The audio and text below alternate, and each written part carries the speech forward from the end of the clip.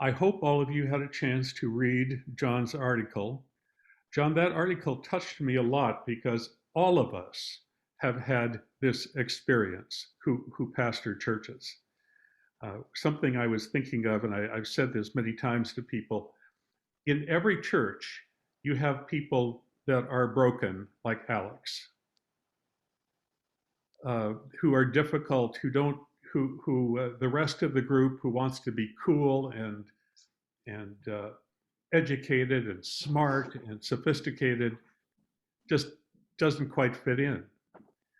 Where that has seemed the most difficult to me is in small churches, because in a big church, one person like that can be absorbed. In a small church, uh, it's very difficult to, they cast a long shadow. You know what I mean, John? I do, and so when in my public presentation, my poetry, almost everything I do, I'm always, wanting to include more, include more, include more. But in every church that I've been in, I think we have had to exclude somebody in order to save the community. Yeah. So, I mean, I make no apologies for being, well, as I said the last time I was on, I'm a defense attorney. So my whole shtick is trying to, get everybody off, save everybody, keep everybody in. But I acknowledge that can only be about 90% of the truth. Yes. There is another element, and occasionally, occasionally you have to take tough action. I won't even call it tough love. So you have to take tough action to save the community. Yeah.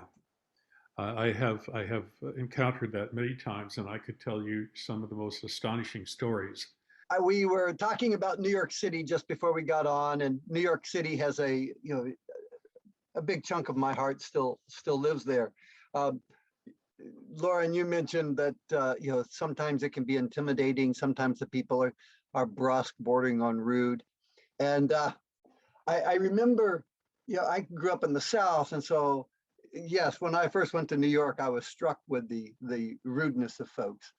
But I was there long enough to become a New Yorker, and I laugh. The final proof to myself, I go, oh yeah, now I am a New Yorker. I was walking to my church on the Upper East Side, which was a block or two from the subway station.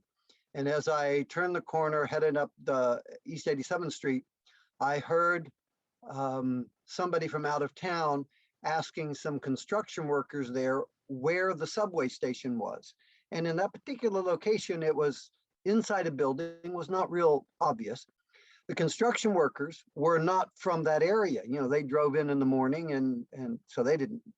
So I hear this as I'm walking up the sidewalk, and as I'm passing the guy, I go, the subway station is back there around the corner up. In one sentence told him kind of where the subway station was, and I kept going. And I got about, another 20 yards, and then I started laughing at myself because I did not say hello. I didn't say hi. I didn't stop. I didn't slow down. I simply shouted at him what he needed to know and went on. And I used to tell people, I said, New Yorkers are as good as people anywhere. Just don't ask them to be nice about it. And, and so at that point, I go, yeah, I'm a New Yorker. Yeah. Around the corner, up the block there, on your right, it's good.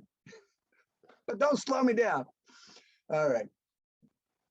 When I was at Church of the Advent Hope, that's on the Upper East Side of Manhattan. And when I first got there, it was the German New York Seventh-day Adventist Church. And while I was there, we changed the name of the church to Church of the Advent Hope. And my sense is it's doing real well. And I'm forgetting his name. Is it Stroud? Is it Stout? Oh, I forgot the pastor's name. Todd Stout. Thank you. I'm not sure if he still considers himself a young man, but compared to me, he is. And anyway, I'm very pleased with what he's done there. When we were there, so we started out, it was a bunch of old, not bunch, it was a tiny handful of old people in a big building. They rattled around in that building. And they supported the move toward a young adult English-speaking congregation. And over the next few years, it became a really cool church. And we were proud of ourselves because we were a bunch of young people. We were smart, we were cool, we were with it. Theologically, we were progressive. Professionally, we were in the big city making it. And we prided ourselves on being a friendly, warm, welcoming church. We weren't snooty, at least we told ourselves that. But we were cool and we were with it. We were doing church the way it was supposed to be done, you know, the Jesus church. My wife and I had kids, you know, kids mess up your life. So we moved way out. So we lived a long way from the church. So several nights a week, I actually stayed overnight at the church. And I had a fold-out bed down in the basement. After a while, sometime after I've been there, a guy named Alex started attending the church. Alex was, he grew up Adventist. He was schizophrenic. He was homeless. But he would come to church and, you know, participate in the church service. Then he would come to prayer meetings sometimes on Wednesday night. When he discovered that I actually stayed overnight often, he would come on Friday night and ask if he could stay the night. I mean, come on Wednesday night and ask if he could stay over. And I would put him on one of the padded pews upstairs with an extra blanket, and it was fine. But then Alex started coming to the church at 3, 4, 5 in the morning and ringing the doorbell. And I would drag out of my sleeping bag down in the cold basement and go upstairs and see who was ringing the bell. It would be Alex. I would let him in, get a blanket, settle him on the pew, go back to bed. And I began lecturing him. Alex, look, I don't mind providing, you know, a place for you to sleep. It's fine. But the reason I stay overnight here is I work late at night. My nights are long and I need my sleep in the morning. If you want to sleep here, come at night. You know, I don't care how late it is. Come at midnight, but don't come at 4 in the morning and wake me up. He would promise that he would do it, and you know, a week or two later, he would be ringing the bell at 3, 4, 5 in the morning. I would drag out and go and open the door and let him in. Finally, I decided I was going to show him some tough love. You know, I was just going to let him ring the bell. If he wanted to sleep at the church, he could come in the evening, he could come at night, but don't come waking me up at 4 in the morning. Sure enough, a week or two later, Alex rings the bell. And I burrow deeper in my sleeping bag. And Alex rings the bell. And I pull the pillow over my head. Alex rings the bell. He rings the bell. He rings the bell. And I'm resolved, no, I am not getting up. I am not going to go open the door and enable his behavior. And then I realized, oh no, shucks. The bell that rang in the basement that I could hear also rang upstairs in the caretaker's apartment. So poor Anibal and Sibeli were being subjected to the same torment I was. And they were probably not going to get up and open the door. They did not know it was Alex. And anyway, it wasn't their place to do that. So I go, well, I guess I better go open the door so I don't torment the caretaker. I go up, open the door, and I'm hollering at Alex. Alex, why do you do this to me? I've told you over and over again, don't come in the morning. I am happy to share the church with you. I've got a blanket for you. But Alex, why do you do this? Why do you come here at 4 in the morning? I'll never forget. You know, he looks at me with these great big eyes. He goes, because I don't have anywhere else to go. And I knew his story. You know, he lived with his mom and grandma and, you know, into his late teens. Even into his 20s, they would let him come home occasionally.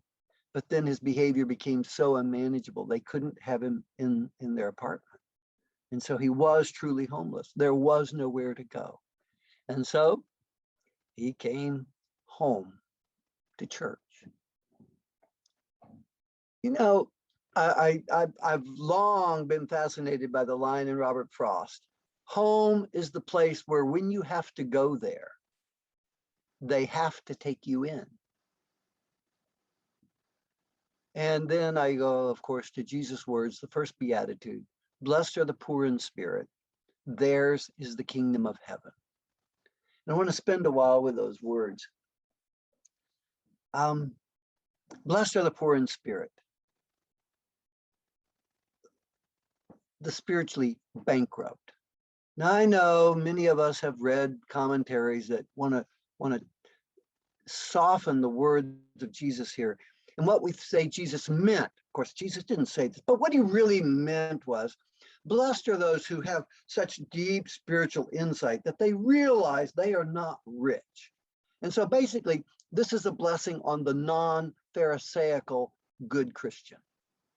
But I'm going, nah, that's not what Jesus was saying. And we have a passage in Luke where he sharpens it in a sense, says, blessed are the poor and cursed are the rich.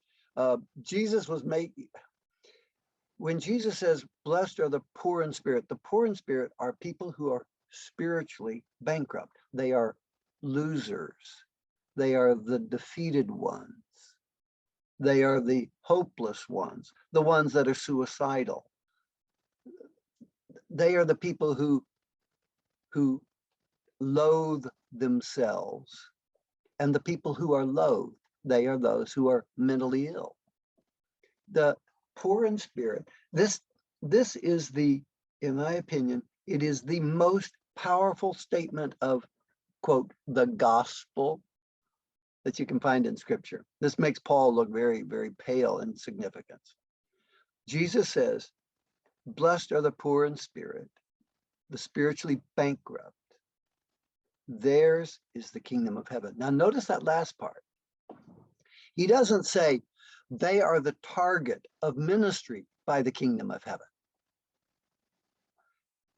I would think that if Jesus had said that, we would all immediately go, well, yes, of course. It's our mission to go and take care of people like Alex. That's our job. And you know, especially if we're cool Christians, if we're with it Christians, we go, yes, of course. You know, people who have disabilities, people who have disadvantages, it's our calling to go and serve them. But that's not what Jesus says. Jesus says they own the kingdom of heaven. The kingdom of heaven belongs to them. When Alex comes home to church because he has nowhere else to go, we don't take him in because we are so generous, because we are so magnanimous. We take him in because we have no choice. Because the fact is, he owns the church as much as we do.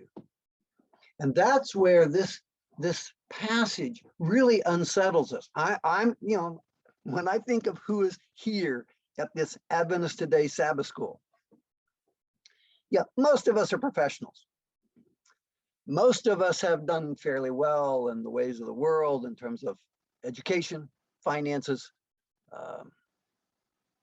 You know, socially speaking, we've got some status. We're good.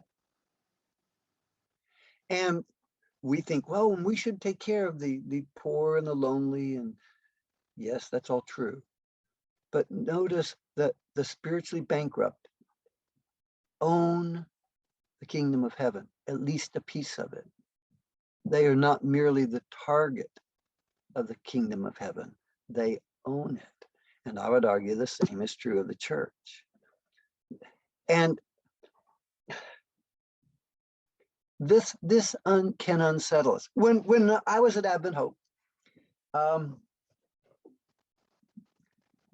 within, you know, as over the 2-3 years, you know, as we developed this young adult, quote, cool church, a lot of the people who came had no Adventist backgrounds. A lot of them were not Christian. And the the group of us who were the church board, we understood, we all had deep Adventist backgrounds. We knew how to do church. And our understanding was that we were stewards of the church. That we weren't trying to do church for us. It was our church job to do church for them. But we owned the church. We did it for them. And when I think back at that, I'm going, wow, Now, it is true that when we have the resources of culture, education, money, whatever resources we have, we are stewards of those resources on behalf of God to use them to bless others. And it was our job to seek to organize the church in a way that served many. But this beatitude was a challenge to us then. Did we really think we owned the church? It's kind of tempting to think that. Well, we were stewards, but we didn't own it. It was owned by Alex and by John Benedetto. John Benedetto is my patron saint. He is my mentor. John Benedetto was another one of the uncool people. So it was a young adult church. John Benedetto was an old man in his 50s. I say that now, I'm going, wow, we thought he was an old man. He was an old man. He worked for the Transit Authority. When he came to church, he had body odor. He always had dandruff falling on his shoulders. His clothes were kind of remarkably rumpled and not well cared for. I had met him even before I became the pastor, some years before, when I'd been a volunteer in New York City working in Times Square. And I thought I was going to baptize him because he came for Bible studies, and I was so excited. And then it turned out that every time we tried to do a Bible study, he just needed to tell me about all the problems in his life. And his life was full of endless, unsolvable problems. At work, he was profoundly discontented because he was being mistreated at work. He was too old to quit because work was the source of a retirement, a pension that would allow him to live. But he didn't think he could hang on for the next 10, 15 years it would take to get it. But if he quit, he would have nothing. His marriage was a mess. His kids were a mess. His cat died. Life went terrible for John. And then he showed up at church. Once he found out I was a pastor there, he showed up and started coming to church. And he was still at the same place of spiritually hungry and completely uncertain about every religious thing. He had studied with Mormons, with Baptists, with Catholics. And when I'd ask him, well, John, do you believe in God? He said, well, it would be nice to think so. And that's as close as he ever got. Well, fortunately, the cool young adults there at Advent Hope embraced John. And they would put him up in front to do scripture reading. Everybody else is in a three-piece suit. This is New York, people dress. And there's John in a tank top with his dandruff and his body odor, reading scripture. And he had difficulty reading, not mentally, but he stuttered.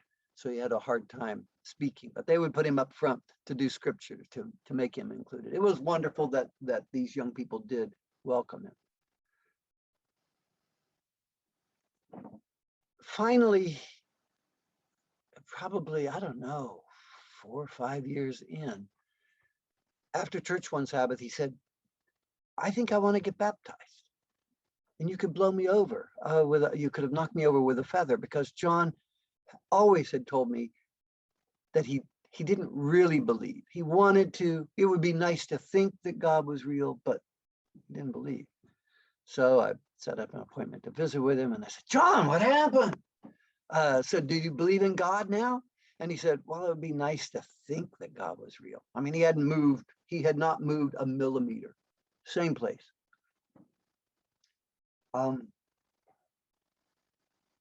And I went through a long thing with him.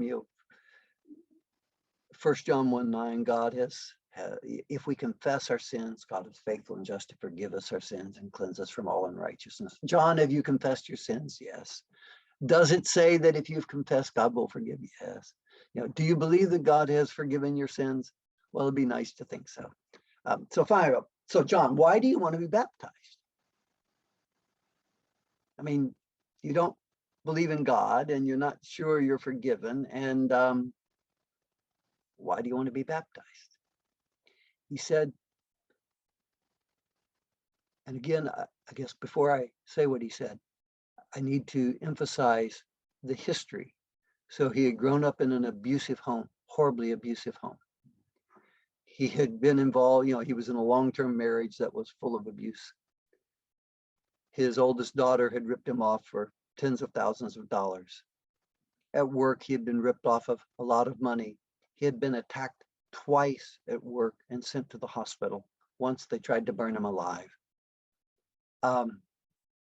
His whole life was full of rejection and threat and assault. So when I say, so why do you want to be baptized? He said, because this is the first place where I have been safe.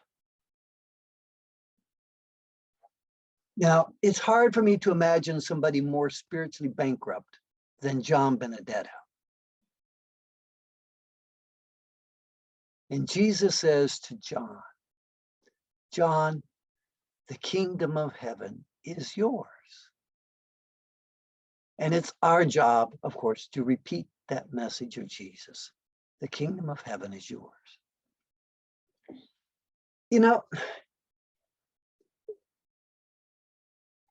It is so easy for us when we get into theological, well, no, let me not do a generic statement. When I went to seminary, I loved theological debates. I was a keen theologian. And when I was in seminary, we had lots of arguments and debates about soteriology, the fancy word for how a person gets saved. And back then, how perfect did you have to be? Well, surely it was just faith, but how pure did your faith have to be? How real did your faith have to be? We have all these arguments about, and so sort of figuring out who can get in and who's not. And I had friends who were brilliant theologians in the sort of the Reformed tradition. And if you didn't know that it was faith alone that saved you, then you were damned. And then I had good, devout, conservative Adventist friends who knew that if you had only faith and not works, then you were damned. All sorts of people were certain about who was going to be damned. And I entered those arguments, and now I don't even, when the argument starts, I just kind of walk away, and I'm going, blessed are the poor in spirit. Theirs is the kingdom of heaven. There is no poverty deep enough to remove your ownership of the kingdom of heaven. And if you own a piece of it, maybe God will actually deliver it to you. And that's where I live these days. I think I'm done. Well, John, thank you for those stories. I can match you to some extent with stories. I'm not sure I ever handled it as well as you did. When I was 30 years old. Oh, and by the way, the rest of you, start raising your hands and join this discussion. I mean, what we're really talking about here is what should the church be? A lot of us, I think, John, there's a certain set of folks here in this group that probably haven't been to the physical church for a while. You just need to know that this is true about us. So I have been struggling with this, what it means to be a church with the broad range of people that are part of that community for a long time. I'll share one of my own stories, John, if you don't mind. Please. I was 30 years old, 29 years old, went to a tiny little church in Yankton, South Dakota. Just a tiny little church. I mean, it was so humble. It was embarrassingly humble. You know, the kind of old church with stinky basement and stinky bathrooms and everything. And the people were very, very ordinary working folks, but not necessarily easy folks to be with. And there were quite a number of them that I struggled with. And, you know, I'm a young pastor and I'm thinking, how very much I've got to somehow impress my conference president that I'm a great pastor, that I can get something done, that I can transform this little church. But there wasn't much to transform. I mean, there wasn't much to work with because every time I was there preaching, this is a true story. I played the piano a little bit. I would get up and play before the service. I would stand up and make the announcements. I'd play a little bit more. Nobody else really could do much of anything, lots of Sabbaths. I would announce the offering and play the offertory, and then jump up and have the prayer for the offering. I would play The Lord is in His Holy Temple, and then I'd stand up and offer the prayer. Then I'd sit down because they wanted me to play Amen afterwards. And in the midst of all of this, I had a little old lady who would sit in the back pew, and she was there every Sabbath. And she would wet herself on the padded pew, and it smelled just awful. And she was mentally ill, and she would sit there shouting all during the time I was trying to preach and create this community that I wanted so much to impress my conference president. I wasn't ordained yet. I wanted to impress my conference president that I was a really good pastor. And she would sit there saying her husband's name and Vern, and she would say, "God damn Vern. God damn Vern." And this is while I'm preaching, and here's somebody shouting "God damn" in the back pew and wetting herself. And oh my goodness, John, when I think back on that, I just think how could that, you know, it was so hard for me to see it as a subset of the kingdom of heaven. It was such a broken bunch of people where everything depended on me, and everything else that happened around me was so badly, so hurtfully, so disturbingly done. So that's my story. I don't know if you want to react to that or converse with me a little bit about that. I do. Yes. So two things. No, first, a personal note. And you and I have talked just a little bit about this at least once before. All of us talk out of our experience. And, you know, when I tell stories, I always tell the good stories. I had one congregation that was, well, in my first district, I had two churches. And people will hear me talk about the Babylon church, and lots of good things happened there. There was some difficult stuff too, but it was a good experience. I had another church. And that was near my house. I had started a Bible study with, I can't remember, 4 or 5 women.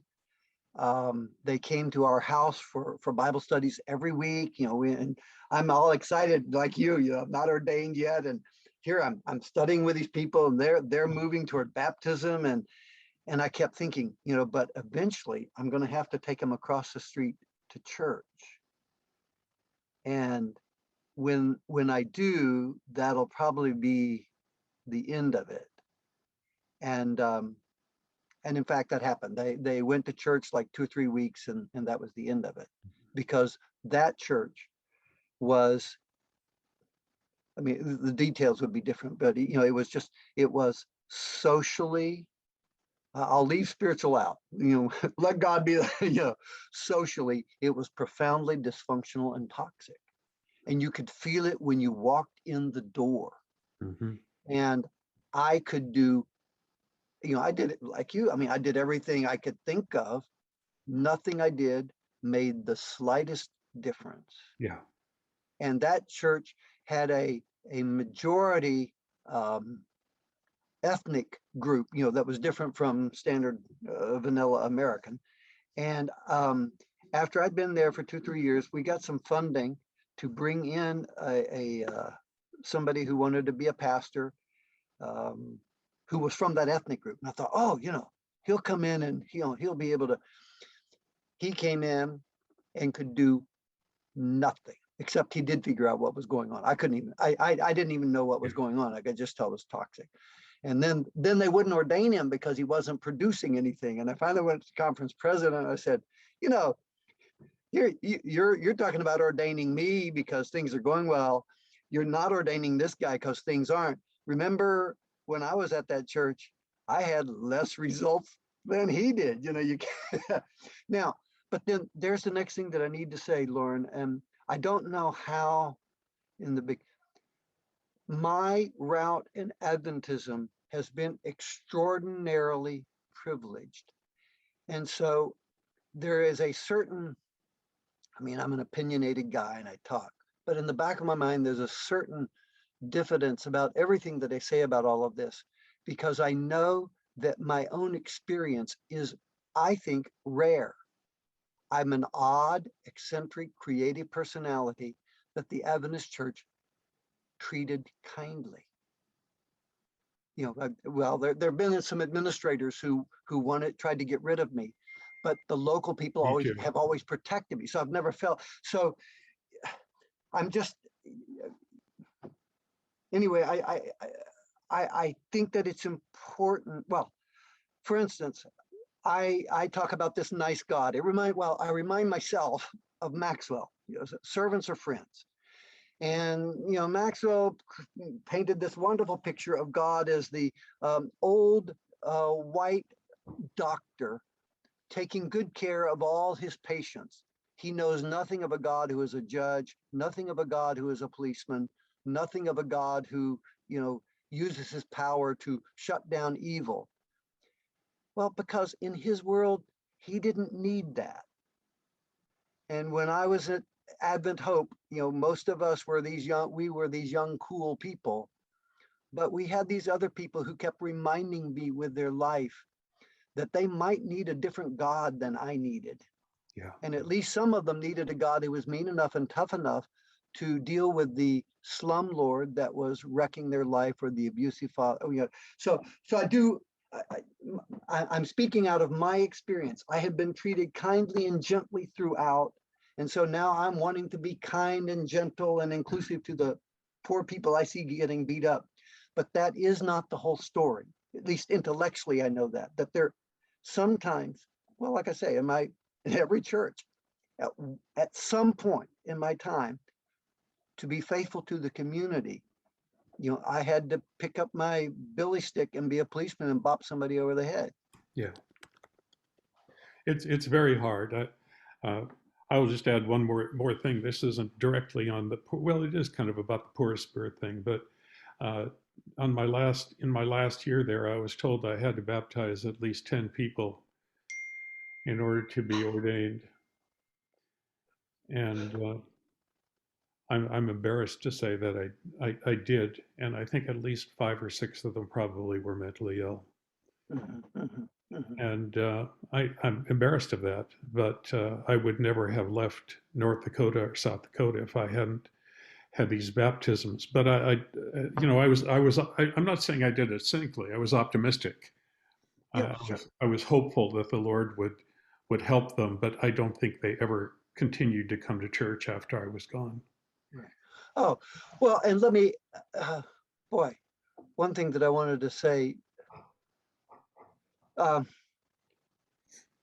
when I define the kingdom of heaven the way I do, and I sort of casually shift back and forth between church and kingdom of heaven, and I am not defining the kingdom of heaven as church.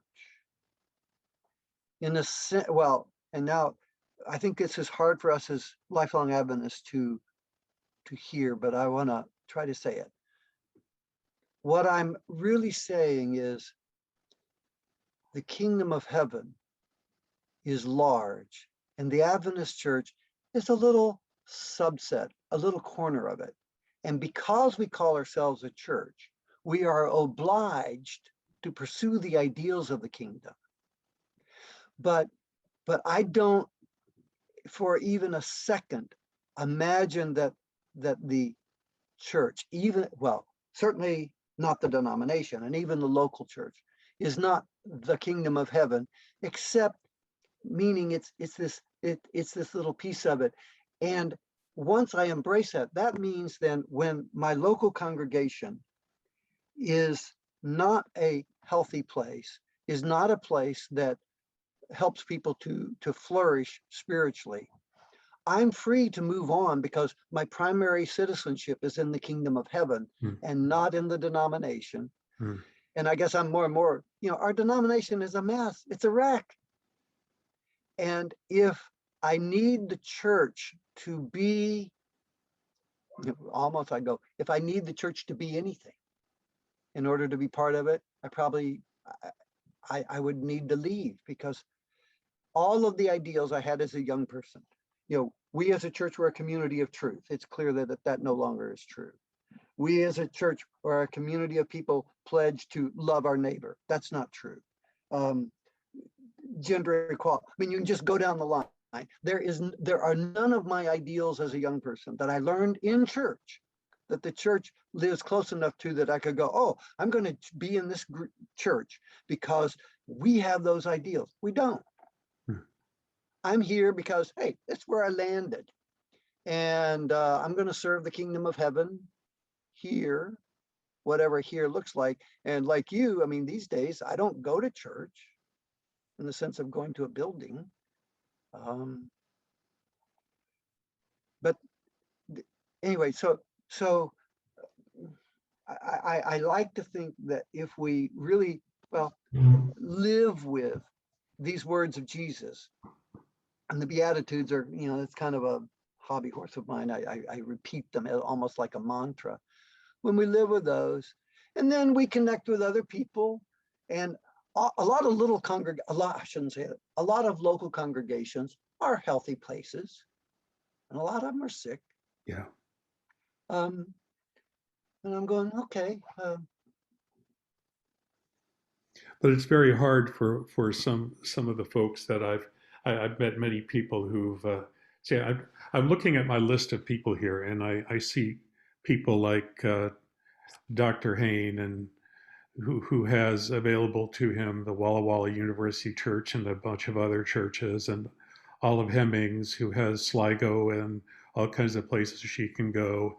I mean, there's a bunch of you here who are surrounded by rich church life. What you probably don't realize is that that's not the bulk of Adventist congregations. I hope you realize this. I've had people sort of scoff when you talk about how difficult church life can be, how poor the spirit is, John, in some of these places, because they're in places where that's not true. And here's an interesting little, I'll tell you who knows this story better than anybody is my friend Monica, who has even actually written about it, about a little church up in Cleveland. But here's an interesting statistic for all of you who are thinking about the spirit of, I'm going to pin you up here, John, the spirit of churches. Did you know that in the Seventh Adventist Church, 6 out of 10 people attend 1 out of 10 congregations? Think about that. That means 4, this is North America, by the way. I don't know about the rest of the world. This is North America. These statistics are a little old, but the last analysis I did showed that they probably were it's even probably more so now. 6 out of 10 people attend 1 out of 10 congregations, which mean those other 9, 10 have the other 40% of people spread out among them. I mean, that's astonishing. And so a lot of the churches, I've had a lot of friends who moved from the West Coast or from the Columbia Union, and they land somewhere out in the Midwest working for some company, and they go to church once and they just think, oh my goodness, I don't know that if I can do this.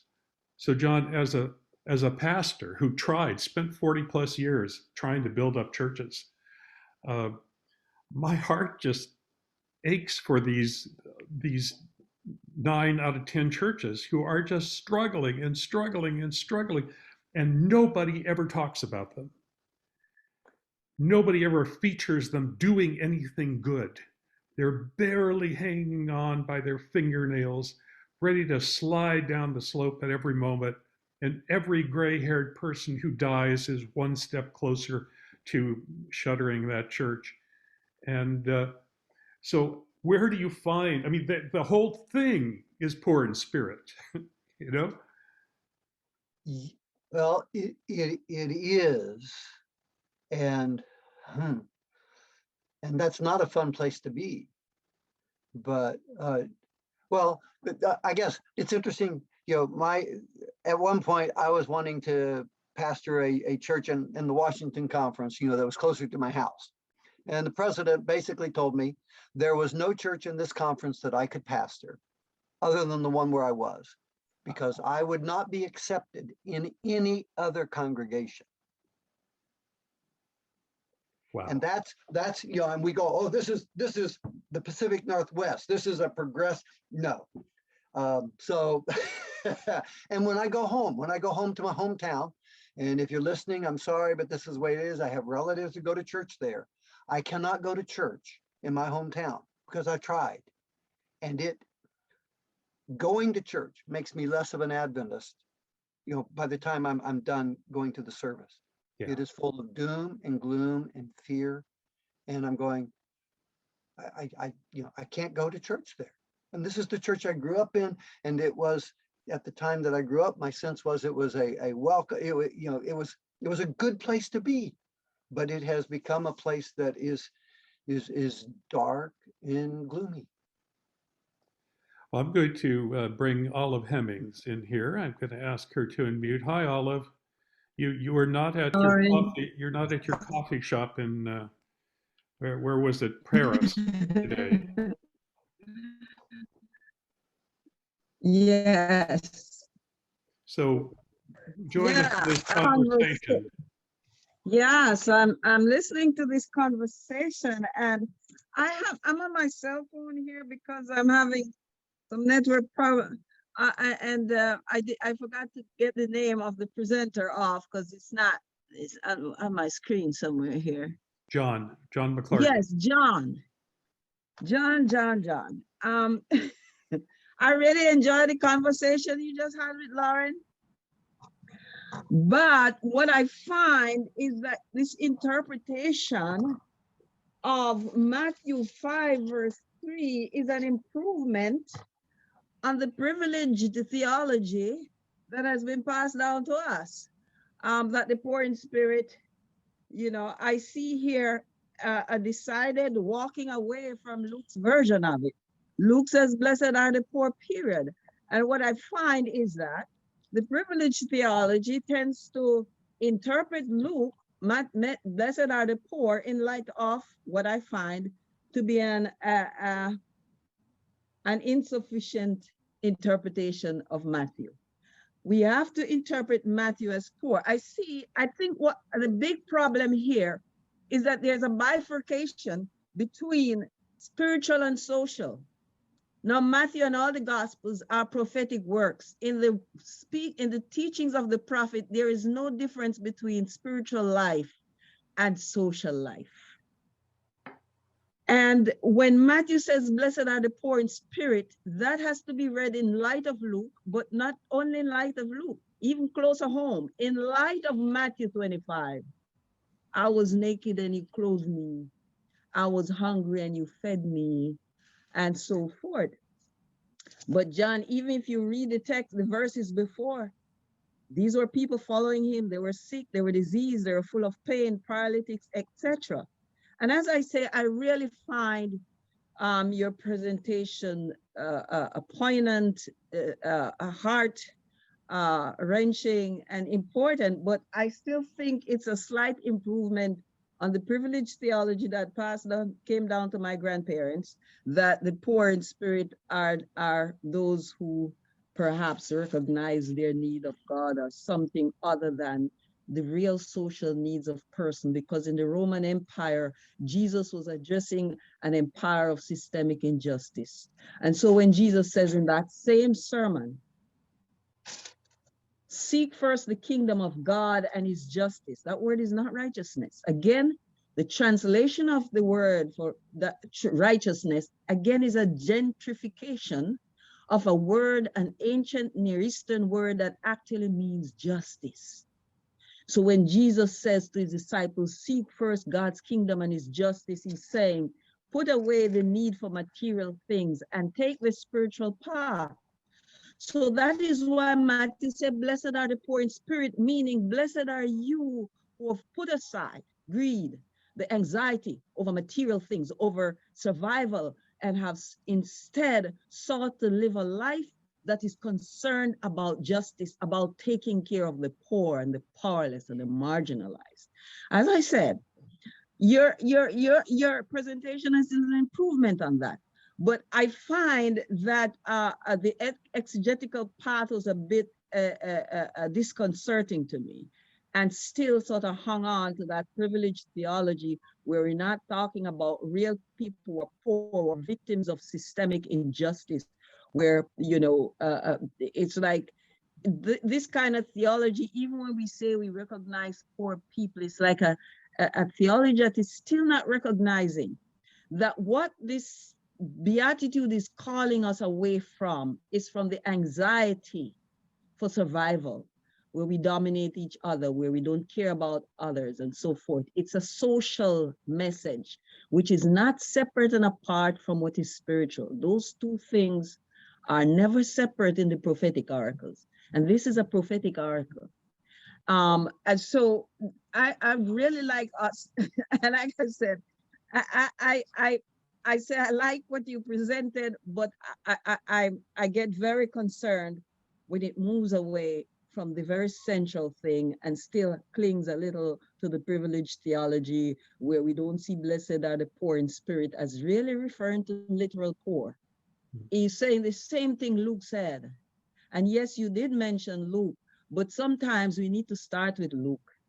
If we can't understand what Matthew is saying, we need to start with Luke. But even if we want to read Matthew in its context, that is precisely what Matthew is saying. Blessed are you who have put aside your greed, your anxiety, your need to be better than others in order to pursue justice. And I note I didn't say social justice, because when we say social justice, again, it's a term that tends to place justice over against something else. Justice here meaning that we live the life where we're only concern is for the other, whoever they are.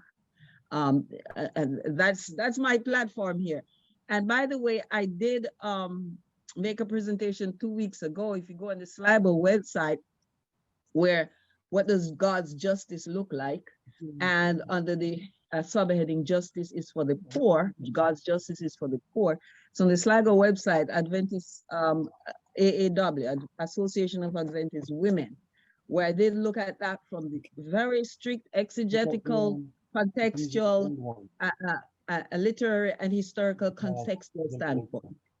But thank you, John. Like I said, your presentation is quite appropriate in terms of where you're coming from. Thank you, Olive. John? Two things. First, I probably need to sit down with Olive and have her, you know, I need to have a little more conversation. You have said that I somehow missed Matthew's point or diluted it, because the poor in spirit, we really need to understand that these are people who are really poor.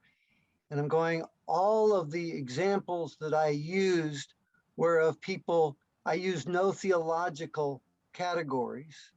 My buddy Alex, who is homeless, schizophrenic, my friend John, who, I used examples that are not religious or theological categories. So it seemed to me when I heard you saying, hey, we need to be concerned with real people. You mentioned Matthew 25, which I think is entirely appropriate for this.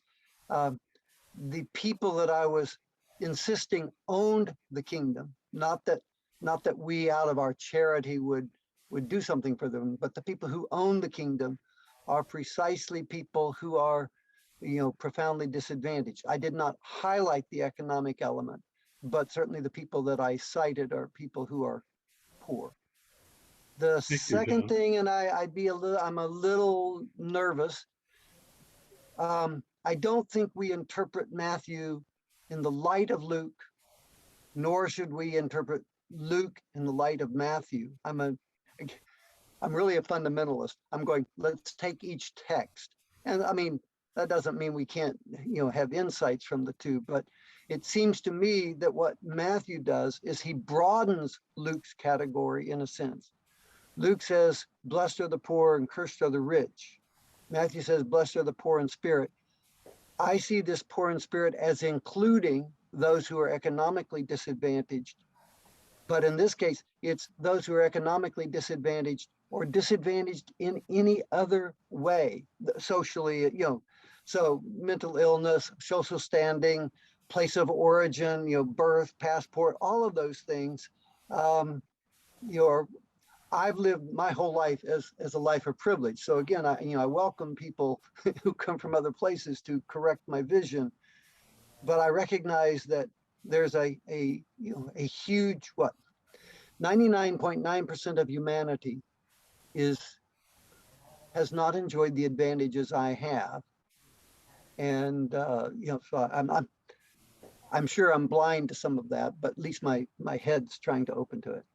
Let me move on here to Bob Martin. Bob is a consultant is going to be the consultant to the new mayor of New York City. Hi, Bob. Hi, thank you. Thank you, Lauren. John, that was quite a presentation. First thing I should say, John, is that, by the way, Advent Hope is alive and well. They're doing well, still in New York City. They have not changed their character, meaning their Advent Hope is seen as the church you built and how you left it, as the non-traditional church, the church that attracts those who are concerned about the trajectory of Adventism, those who are concerned about helping the literal poor, those who are concerned with trying to change the lives of people literally, rather than the esoteric theological issues that seem to consume traditional Adventism. So I like Dr. Hemming's point, which is absolutely true, that Adventism in general tends to employ this dualism in spiritual versus social matters, and for its own self-serving purposes, it identifies, the poor in spirit. Oh yeah, those who need Christ and they are so weak spiritually, rather than trying to focus on the fact that these are individuals who are literally poor. I want to touch on a couple of things. One, Max Weber wrote the book, The Protestant Ethic, Spirit of Capitalism, where he says that basically Protestants support the elements that are necessary for successful capitalism.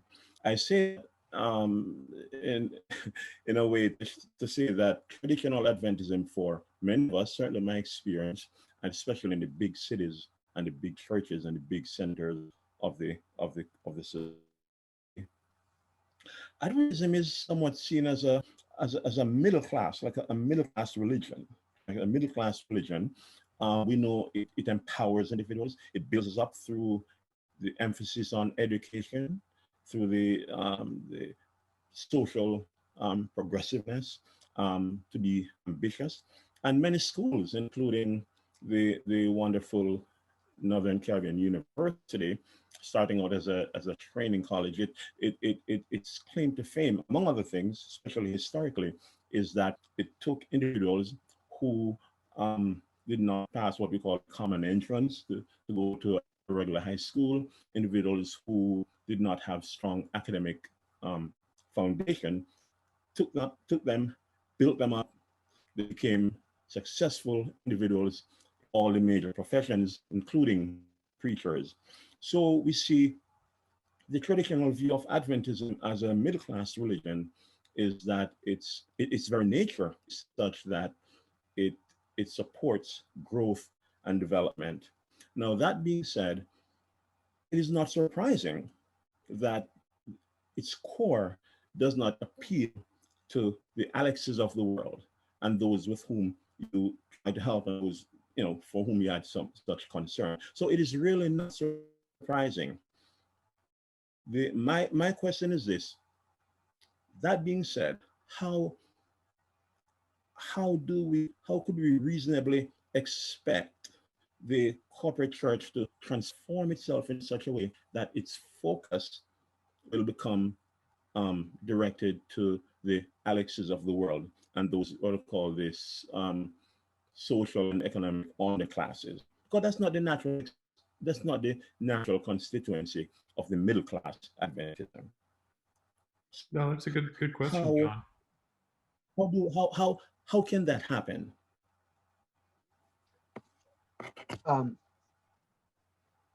I don't have any idea how that can happen.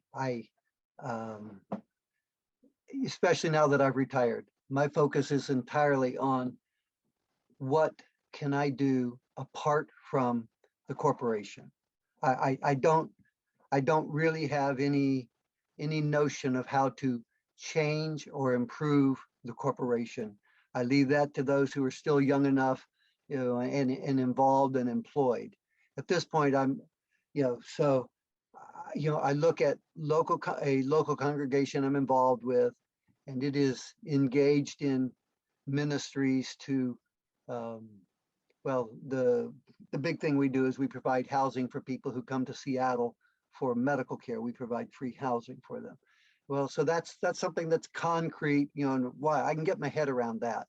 But when it comes to how do we, I do not, I have zero notion, dream, plan, scheme, suggestion. I have nothing to offer when it comes to how do we fix the corporation. I do not know. And so, I'm happy for others to weigh in on that. But my question is, can I jump in here a little bit? Yes. I think I know what Bob is asking. And Bob, that's a good question. And I want to tell you, I appreciate it. First of all, I would say, Bob, that my experience is not that Adventism is largely a middle-class religion. It is a middle-class religion in California. It's a middle-class religion in the Columbia Union. It's a middle-class religion in parts of the Caribbean, maybe even some parts overseas. Across the broad central swath of the United States, those 9 out of 10 little churches that have fewer than 100 or fewer than 50 in them are generally not all that middle class. We are declining in that sector, and so for much of my life, when I actually chose to pastor small churches, I was pastoring fairly poor people. I can say in a couple of places that I've pastored through my life, I was the richest guy in church, and I had to be careful. Wow. And yeah, it's not what you guys think who are out there on the coasts. It's a whole different world completely. I was driving 40,000 miles a year. I wore out my car. I bought a new car. I was embarrassed. I tried not to let people see that I had a new car because I was so rich that I could buy a new car. The other thing I would say is that my experience, I've been writing about the denomination's attitude toward churches now for 10 years at least in Spectrum and Adventist today. My experience is that the denomination, I was actually told this by somebody in the ministerial department once. I said, why don't you ever say anything about small churches? He said, nobody wants to hear about small churches. Small churches are failed churches. So we only talk about successful churches, and those are big churches. And I thought, that's fascinating. A few years ago, I was in a General Conference Executive Committee where the GC strategic planner, they have a guy who's just a strategic planner. He was presenting his strategic plan for the denomination. Afterwards, I grabbed him as he was going by and I said, I noticed that with all these strategic plans, first of all, doing strategic plans for churches from the very top of the denomination is silly in the first place. You don't strategic plan for things that you can't control. You're just dreaming, and that's. But I said, I noticed you didn't mention anything about small churches. He looked at me like I was a dumb animal. Like, why would we mention small churches? All small churches are supposed to be large churches. They're supposed to grow. I said, but most of them aren't. Well, what can I say? We're planning for success. We're not planning for them. And this has driven me crazy through the years.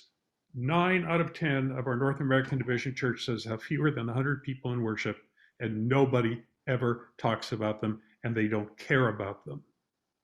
So, Bob, I'm sorry to get all frustrated on you, but this is just crazy making to me, having been a pastor of small churches for roughly half my life. I'm going to throw in here, John, a question that I got off the chat. And Bob, I'll take you off, I'll unpin you here. And Richard, you'll be coming next. Charlotte Conway asked, are there stories about the acceptance of persons into churches from the LGBTQ plus community? John, I don't know about you, but when I had that opportunity, I went to bat for those who were part of my community. How did your church communities treat gay and lesbian people and others?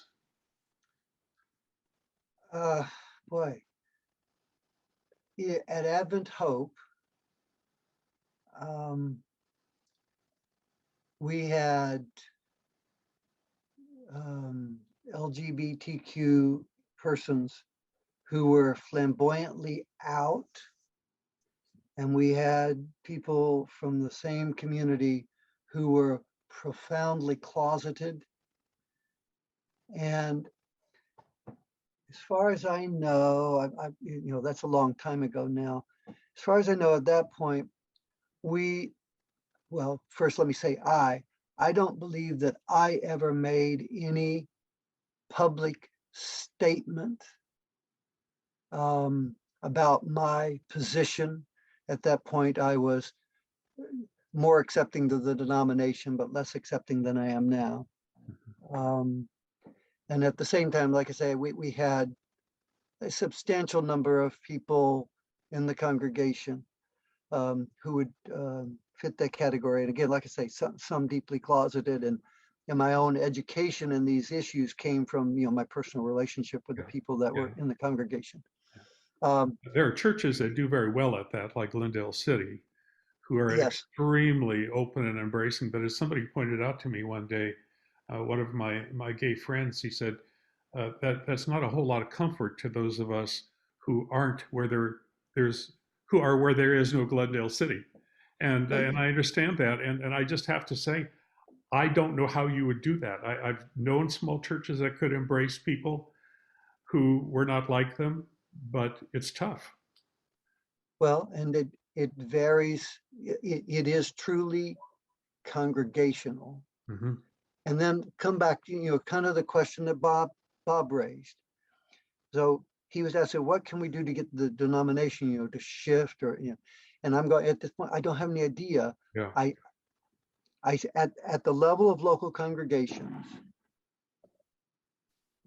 I see a lot of people who find authentic community and support and that kind of thing in their local congregations. And I can talk a little bit about that, but I just, once you go above that to the denomination, it's, I don't know. And even my last congregation, you know, the Green Lake Church, which is famous for being liberal, it has a long history of that, you know, going back 50 years for being more progressive and accepting. Its acceptance was, especially in this area of sexuality and gender issues, its acceptance was, it was shaky. Bit tentative. What? Tentative. Yeah, I think so. You know, it was more of a don't ask, don't tell. And anyway, so I wouldn't. People would sometimes ask me, sort of to categorize us, and I would go, well, we're, maybe better than some places, and not where we should be on this particular issue. Yeah. Well, shall I bring Richard in on this now? Richard, I've asked you to go ahead and unmute. We've been looking at your lovely tropical location here. Yes, that is not my current location. That's a vacation picture from one of my places of great calm and tranquility. 2 comments and a question. I wonder if part of the answer for the health of some churches would not be the strong emphasis of the pure, unadulterated, unencumbered gospel, with a focus on Jesus and the cross and what that truly means. My next comment / question is this. I've rarely, in my many decades of association with the Adventist Church, I have rarely heard sermons on the Sermon on the Mount. Now, it may just be one of the wrong churches, but my question would be, Jesus said, if you love me, keep my commandments. And my question is it too big a stretch to include the principles of the sermons on the Mount in that admonition as part of Jesus' commands? I think many times I've seen what I would consider to be much too narrow a concept of Jesus' commandments. And to me, the Sermon on the Mount is the most practical articulation of what it means to be a Christ follower that you could find in Scripture. And as a postscript, Pastor John, I really appreciated and was blessed by your article and your presentation today. Thank you so much. Amen. Thank you, Richard. We need to spend more time on. I do think we need to spend more time on the Sermon on the Mount, and John has made that his. Now, John, I don't know if you know Fred and Polly, but they're people I admire. These are the Dingles from Cleveland, and they left their church and started a storefront church that is devoted primarily to helping the poor. You can tell us a little bit about that, Polly, if you want to. It's or ask your question, whatever you like. But I'm very proud to know them. Thank you. That's very kind. We actually joined a group that was leaving one of the bigger churches here. Fred and I, over the years, we've been here. Fred grew up here, but we've been a married couple here, for over 45, 46 years, and have probably been a part of all the Ohio Conference churches in the area. We know Monica and even some of the regional churches in the area. And this little group was leaving the Lakewood Church, and they were interested in ministering to the community. They chose a community where there wasn't another church nearby. And over the years, that group really changed. But what happened was it was really focused on Bible study and family, and grew a very healthy group. Don't ask me why. I would have to analyze all of that, but talk about a spiritual group that loves each other, is very, it's a little bit multicultural, not very strongly, but a little bit.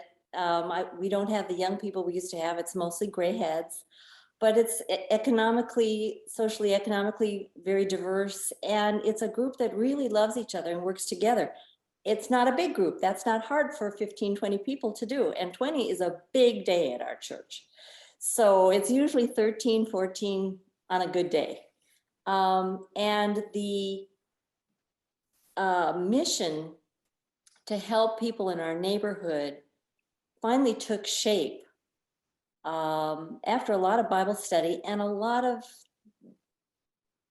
people who had I might add, it's Bible study and introspection. yeah. So it wasn't really just learning the Bible as Sabbath school lessons. a Sabbath school lesson, but an introspection, trying Really to decide reading. what our personal mission was, as well as a corporate commission. So trying to be a bit more spiritual and not just this same thing of studying the absolutely. doctrine What over are we and called over to? and Just over. reading scripture. The question was, what are we Yeah. called to by the gospel? Yeah. Yeah. And that's how our mission formed. Yeah, we Yeah. had been renting a traditional church, and we felt it was our mission to park ourselves somewhat more accessible and to be less churchy. Yeah. So we're in a storefront now, located between a trailer park Costs and a lot of a money. liquor store. Yeah. So And we Everything got you need. a food Yeah. bank going. And a food bank going, I mean, there were, like I said, about 12 of us. I don't know if you folks know what it takes to run a food bank, but you've got to order the food from the Cleveland Food Bank. Then you got to go at 6 o'clock in the morning and pick up thousands of pounds of food. usually about 6,000 pounds of food. 7, 8 sometimes. Yeah. Yeah. And then you have to organize it all. And then we brought people in to shop before the pandemic. So it transformed our little worship area into this big grocery store with storage. I mean, it just looks, it's not the kind of place where you come and say, oh, you know, what a lovely spiritual. It's just, plus we had problems with the building and the landlord, and it rained in, and I can't Every time I it can rained, we tell had you. floods. Yes, it's just, you know, we've Perhaps had the our most share of precious trouble. physical thing we had was a nice piano, and that got ruined It by got the ruined by recent the rain. Yeah. It came through the ceiling as though it were a fountain. Hey, But John, when I hear those stories, I think that's ministry to the poor in spirit and the poor. yeah, yeah. And what's happened is those folks, many of them have become volunteers at our food bank, and we've become really good friends with those people. Tonight, one of the volunteers lost a son in an accident this week in his 40s with children, and he fell through a roof and died. And you know, everybody's going to the funeral, everybody's providing food. And she's not a member of the church and never will be. She's got her own church. Many of our people who even come and worship with us and do Bible study together have their own churches that they still attend. They're baptized elsewhere, Yeah. and that's okay. And We'll not baptize them. what I want to tell you is I would be so happy if the church would just let us be, but they won't let us be. We are getting pushback from the higher ups. They want tithe money, they want baptisms, and you can laugh, Bob, but it's really sad because we're going to have to leave them, or we're going to have to, you know, in some way separate ourselves so that we can continue our ministry. And we've got an emotionally, spiritually healthy group of people that I would be very happy to bring anybody I give Bible studies into From very for the mixed, first time in our lives. and it's, you know, we have some commonality, but we have a very diverse, even political point of view. Yeah. But we have this one common thing that we can work toward, and that's the healthiest part of the group's mission. It really is. We have this common denominator that says we're going to serve the community in our corner of the world. You know, our reach is small because we're small, but And we have that's as- 300 about families as that get good as it groceries gets, really.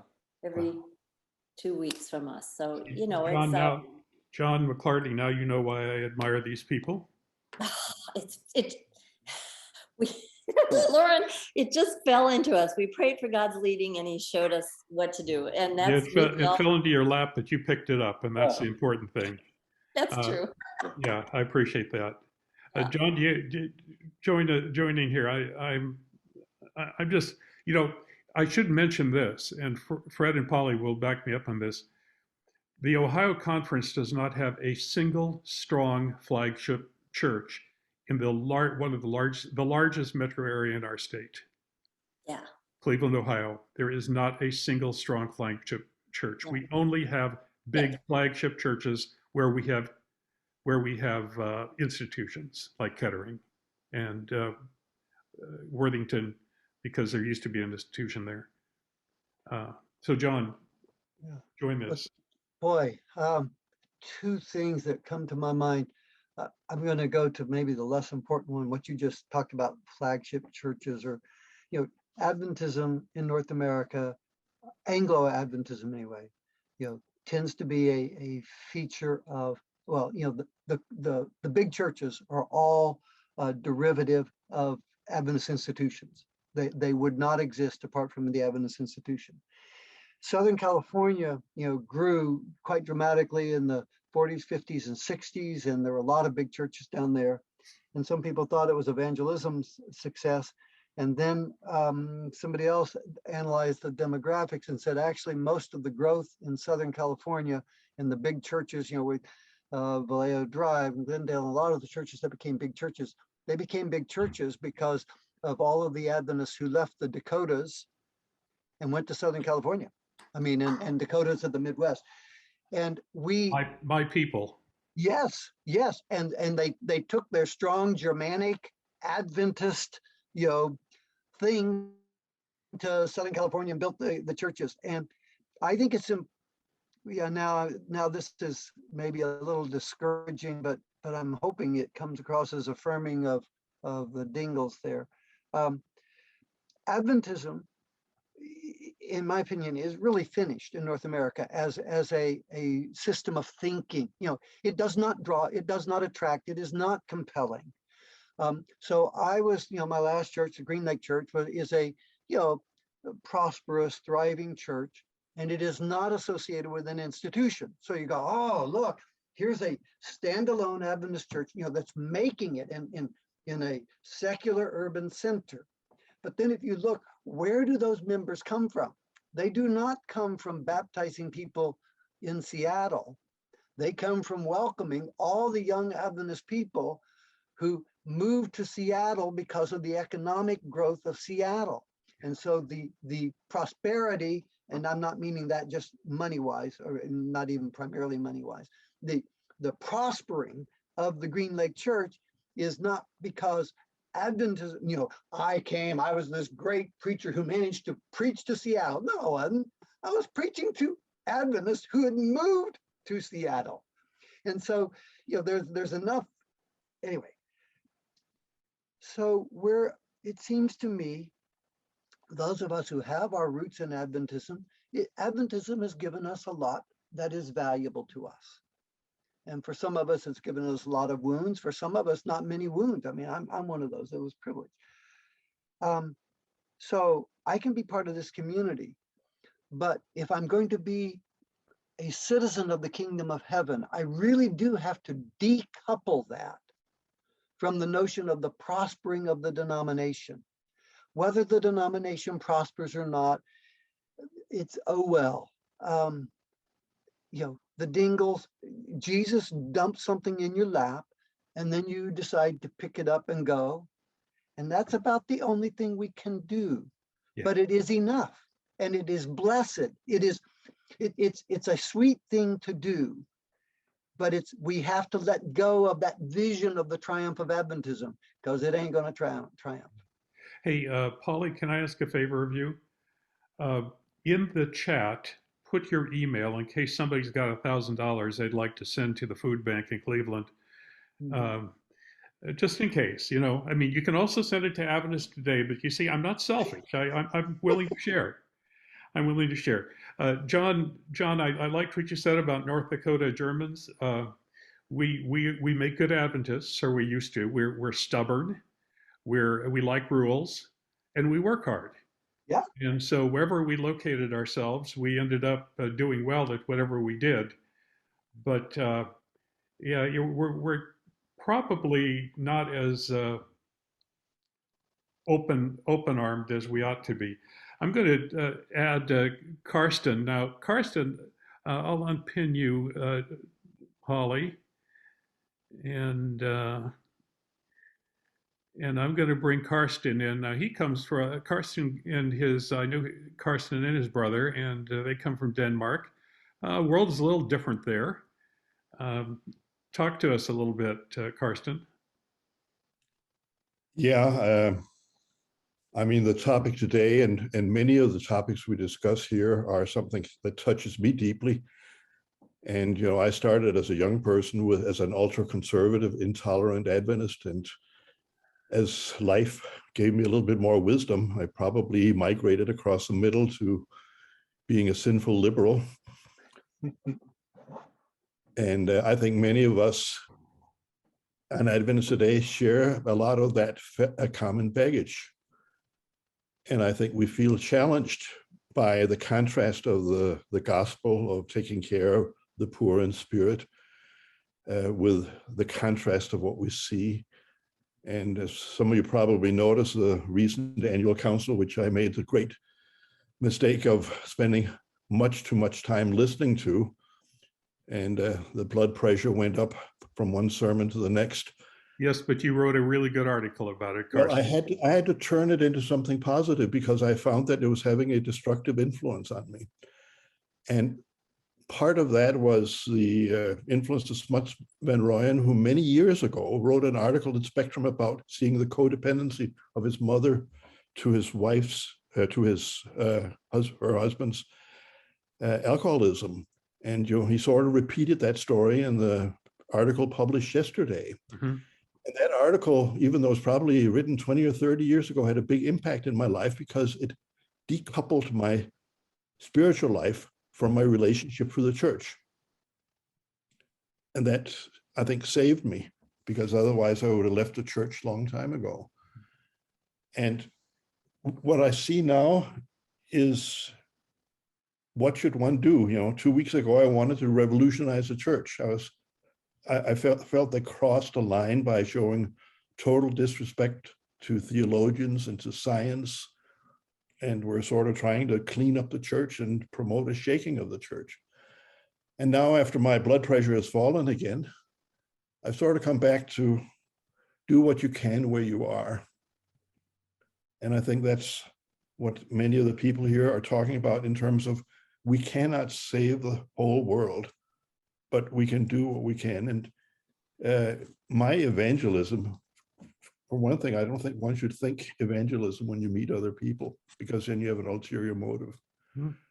But we have in the Danish church a group of lay people who started up a used clothes store in Copenhagen, which has then grown to have multiple locations in Copenhagen. And it's staffed by people, not only Adventists, but people who come in from the street. Mm. And has been a fantastic informal reach out, and has been also accommodated in a friendly manner by the local church. Let me ask you this, Karsten, is the Nahum Church where you attend, is it a diverse church, or is it mostly Danish people? It is primarily a middle-class church, but it used to be very diverse in its viewpoints, but we had a couple of fringe elements that we, in a good way, actually, I think, figured out that they spun off their own organizations meeting separately, and that kept the peace in the church. In terms of diversity, we've had just a reshuffling of the pastors, and they don't have enough pastors to go around. So one thing that's been really fantastic to experience is that our pastor got reassigned to another district in Denmark, and we then have 2 part-time pastors, and they're both people of color. So that is certainly a dramatic and a very positive change for a very waspy church, if you want to call it that. Mm-hmm. But what I wanted to mention also is that I've never worked for the church, even though I've grown up in it through Battle Creek and Andrews and so on. And now that I'm retired and I'm a widower, my association is with non-Adventists primarily. aside from attending church. And I got baptized about 4 weeks ago into the Viking Club. And the Viking Club is a club of winter bathers that go swimming in the local ocean year round, also when it's icy cold. And it's an interesting group because when you come out of that icy cold water, everybody's always happy, even when it's so cold you wouldn't believe it. 2/3 of the members are ladies, where I'd say probably 2/3 of those or more are widows. It's primarily people 60 years and up that swim in the cold water every day. And that's a fantastic fellowship that I've discovered there. And yes, I live in a privileged part of the country socially and economically, but the number of bleeding hearts there is just incredible. What they've gone through in, losing their spouse, how they move on. And we have deep, deep discussions. Often in the morning when we come out of the water, they may not last very long because we would freeze our tails off. But it's a remarkable openness and caring for each other and a sharing and so on, where I feel deeply blessed by that. And we even talk religion sometimes. Yeah.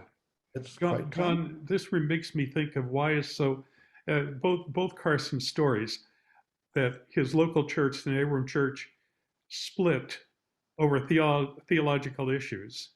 And Right. then he goes over to something where the thing that they have in common is jumping in ice water, and they all get along great. What is it about churches that are so schismatic by nature? You know what I'm saying? I think there's a very easy answer to that. Many churches have an obsession about being right. Mm-hmm. And winter bathers have an obsession about celebrating life and the good gifts that God had given to us.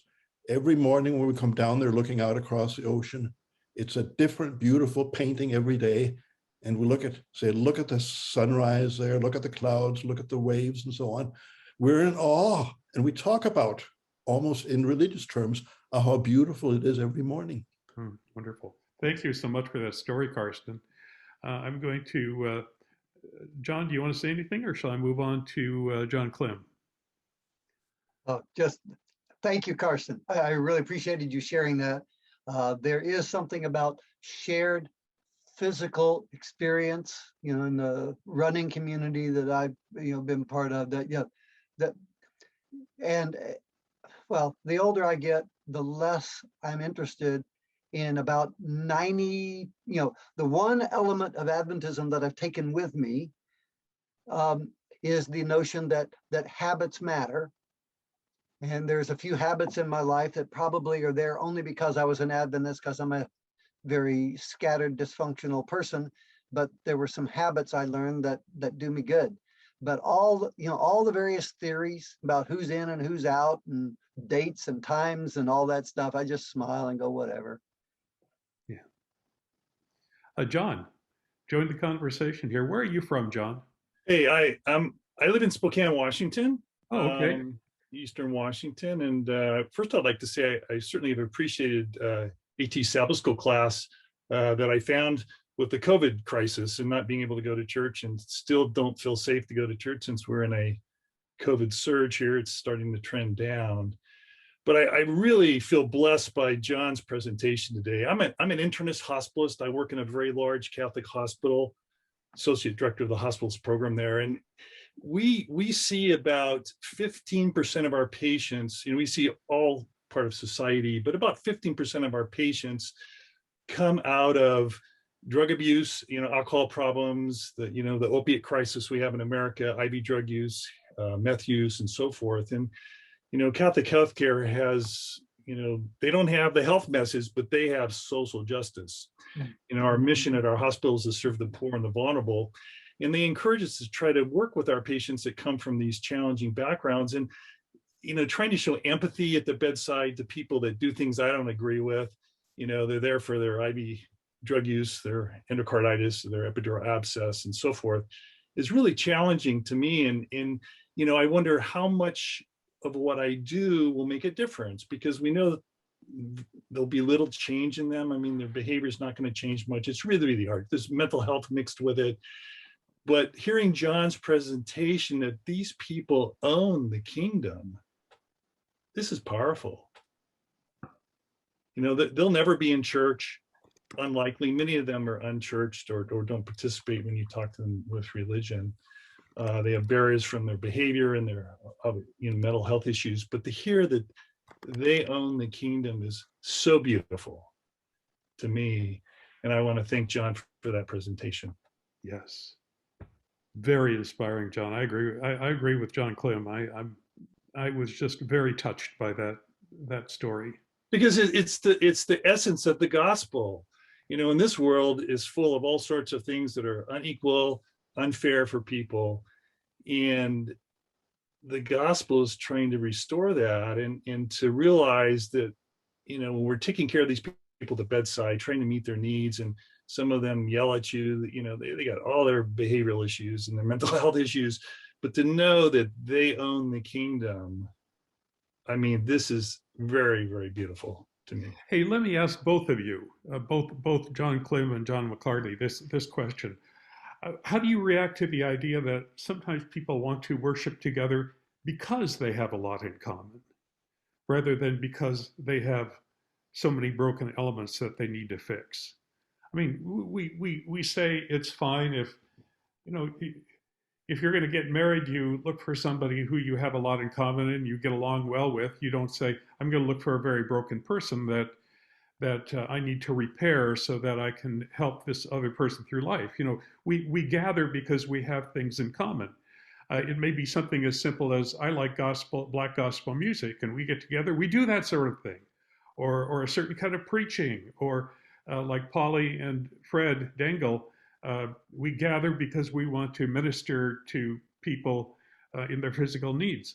How do you, the two of you, react to that notion that maybe it's not all that wrong to have a community that have things in common? John Mclarty? I guess I would strongly affirm that. Some of the language of church growth specialists, you know, that and now I'm going to contradict everything I've said before. we're used to your contradictions, John. We're fine with it. You know, but church growth specialists, you know, and I used to go to ministers' meetings and people talk about, you know, you don't do church for the saints. You do church for the sinners out there. And I'm laughing. I'm going, people, that's nuts. If you don't take care of the saints, there will be no church for the sinners. If the saints are having a good time together, and you don't have the toxic things that we're talking about, but if you have truly a happy, healthy, functioning community, that's going to be attractive.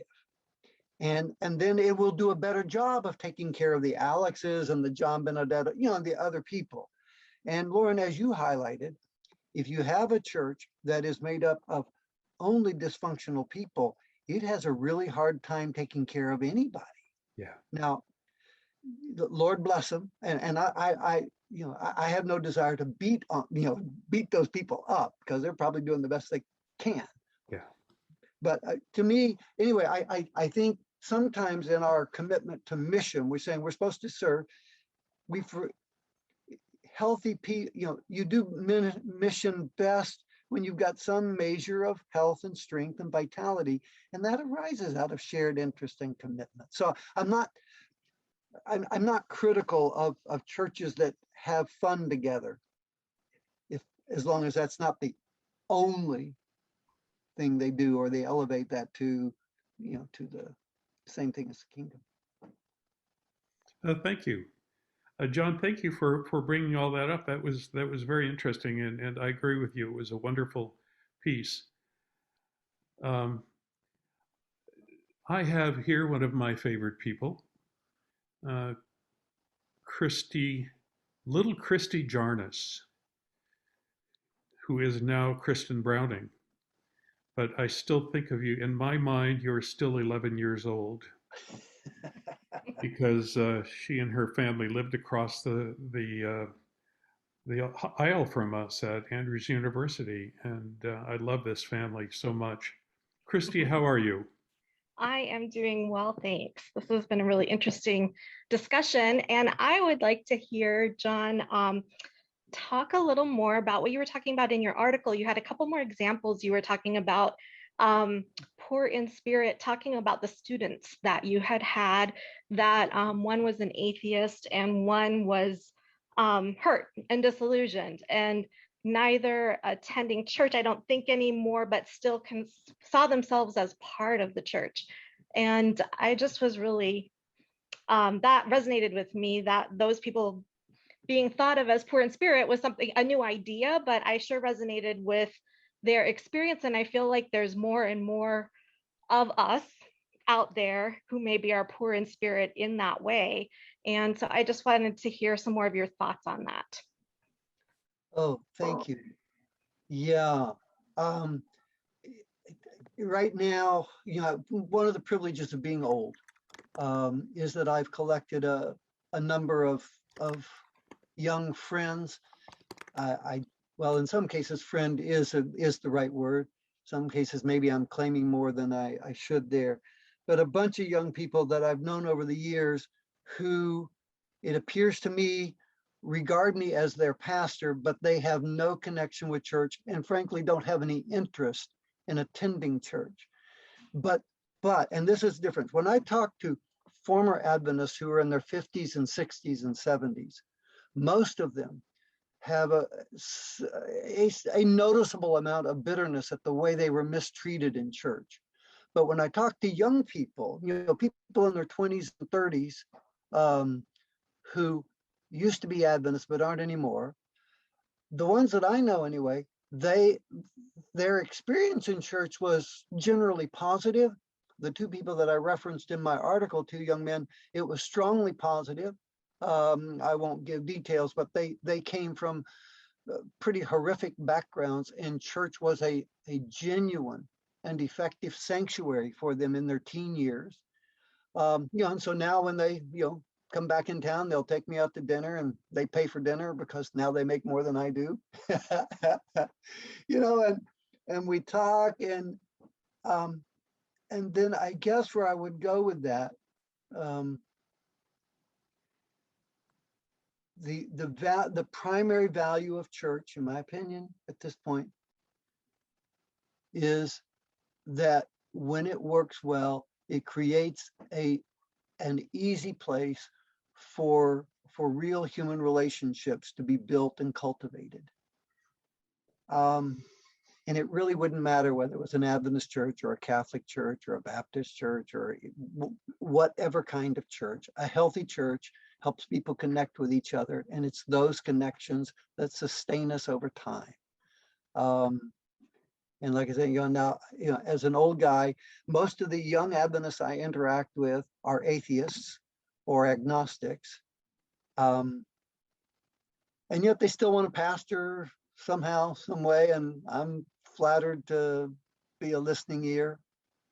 I'm not sure what more to say than that, except for me, it is one of the signal pleasures and honors in my life that they would still want to talk to me. Yeah. Christy, what do you think? Yeah, I mean, I think that's so wonderful for them that they have you to connect with still as that pastor. And it's really just been the last few years. Overall, church has been a good experience for me too. And I grew up in the church with parents who were church workers, but even as an adult, I still have stayed connected with my church. It's really just the last couple of years between the pandemic and politics and the general conference decisions over the last few years that I'm feeling so much less connected. In fact, I have a friend this week saying, I feel like I need to drop my membership because of Ted Wilson's tweeting out the conversion therapy recommendation last week. And so that friend is saying, I just feel like I need to drop my membership, like it's not right for me to stay. And And it's just such a hard place to be in because that community is so important, and it's important for my kids. And we have a good community. There's been some hurt and some pain in the last couple of years here that has made it harder for me, but it's still my family's community. So trying to find that balance for people who are questioning and struggling and feeling poor in spirit in all these ways, and yet still wanting that community. I like Carson's community, the biking club. Maybe I need to look for that.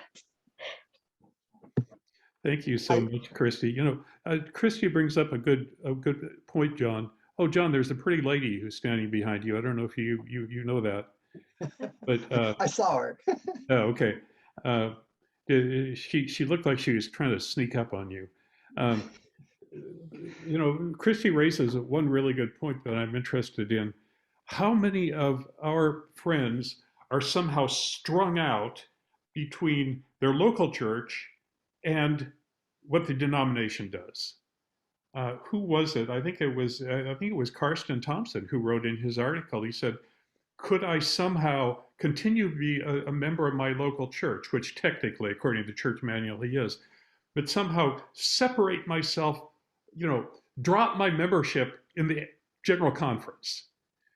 And Christy brings up the same thing. I've had the same thing. It just infuriates me, some of the stances that are taken from the top of my church. And yet I have this community of all you people here where we are very open and broad-minded, and you're lovely people. And for the most part, we all want a sort of more egalitarian and effective spiritual community. You know, John, you've experienced this too. I've experienced it. I've thought, after I listened to things like crazy things like that, I think, well, I'm a Seventh Adventist pastor, but I don't know if I belong to the same church as Ted Wilson. I guess two things. First of all, since we started with the Beatitude, Ted is also part of the poor in spirit. He doesn't know it, but he is. He's, in my view, significantly poor. Yeah. And his poverty affects others in troubling ways. And then secondly, a primary way that I maintain whatever measure of sanity that I do, and there's some question about that, I did not listen to the annual council. I did not read reports. I didn't bother reading Bonnie Dwyer's reports. I didn't bother reading the reports in Adventist Today. I'm going, I know that if I read that stuff, for me, it would be like watching a particular news network. It will just make me mad. And I'm no longer on any committees. I don't, nobody's asking me my opinion where it matters. I mean, where something, so I'm going, so I'm not going to make myself angry. And then I want to be clear. And so Christy, for me, Christy's statement and question is the most haunting of today's thing, because I do not have a church to give to my kids, and I cannot give them a church. My church won't work for them. And if there's going to be a church for them, it's going to have to be something, my opinion is they will have to create it, because I cannot, I can't give them my church. The church that worked for me and worked well doesn't exist anymore. And if they are going to have a church, it's something they will have to create. And as far as I know, no place in history have old people ever created a church. So I don't, that's part of the reason I won't answer questions about, how to fix the corporation. I'm going, history says it's pointless. Young people build churches, but not old people. Carolyn Jarnes, I had your hand here, then I lost it, and I always ask before, sometimes people take it down, and please put your hand up again and I'll move you up to the top again. But in the meantime, we are going to invite Harry Banks to join us. Hi, Harry. How are things in Alaska? We have some snow finally. And you're at Hatcher Pat's Lodge today, at least in your imagination. Was there last week or so, yes. There was snow up there and people were skiing and snowboarding and all those wonderful winter things we do in the winter here in Alaska. Thank you so much for this presentation. As I was making some notes, I realized that for the crisis period that I think I've mentioned in my journey, this beatitude, blessed are the poor in spirit, was a place I came back to time and time and time and time again. And I still come back there because I feel so much a part of that particular comment. And as we've talked, I realized that when I was in active ministry, very often, I really didn't minister too much. Well, I did my perfunctory things to the church with the church congregations. But I think of the Catholic couple whose 3-year-old died from leukemia, and I did the funeral, and they had no place to go because the Catholic Church would not bless their marriage. And so they ended up, I was their pastor. They didn't come to my church, but they helped me carry fruit. They drove 45 miles to help me deliver fruit so I could run a church school. And I mean, they weren't even part, but they did more than my members would do.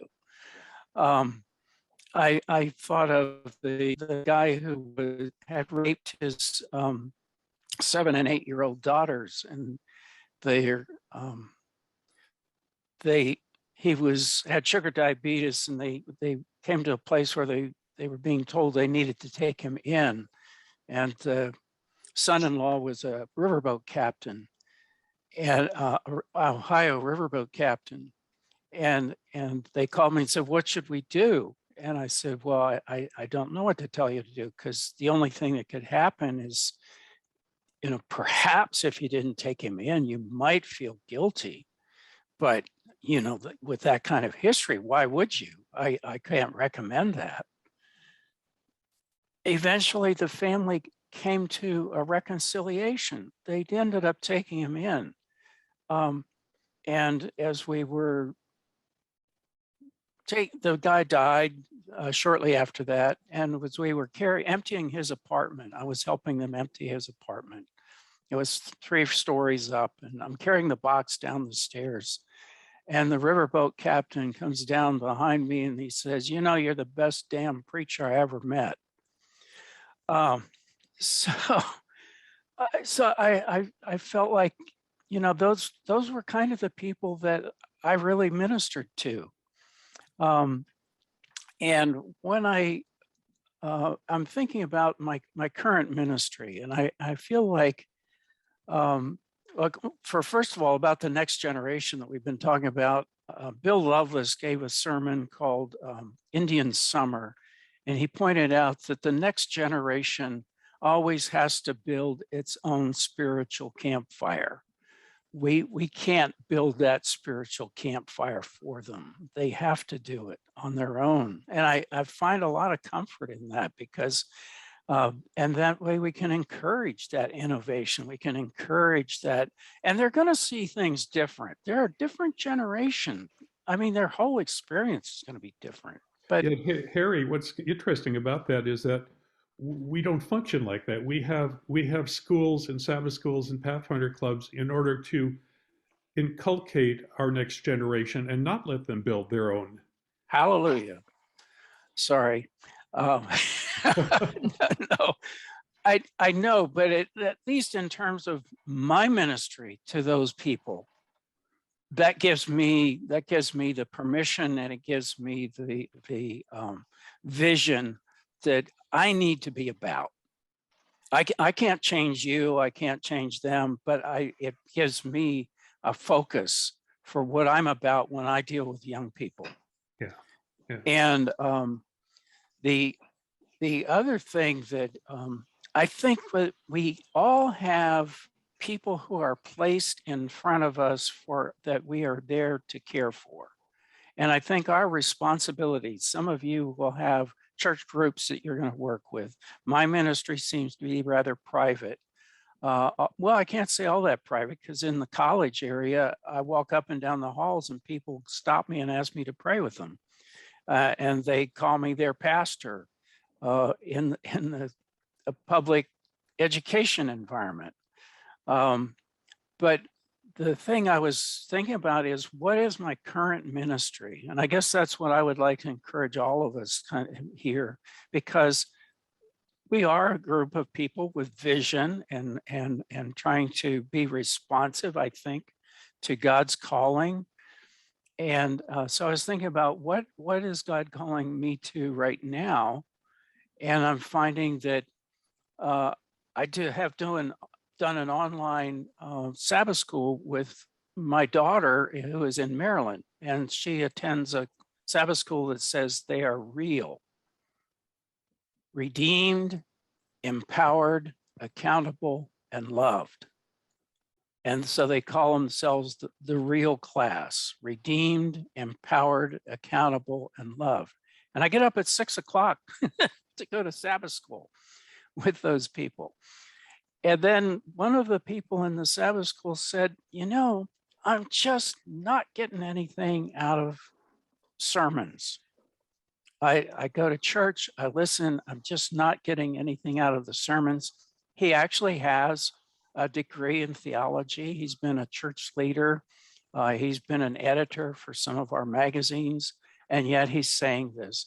And so what am I going to do after this session?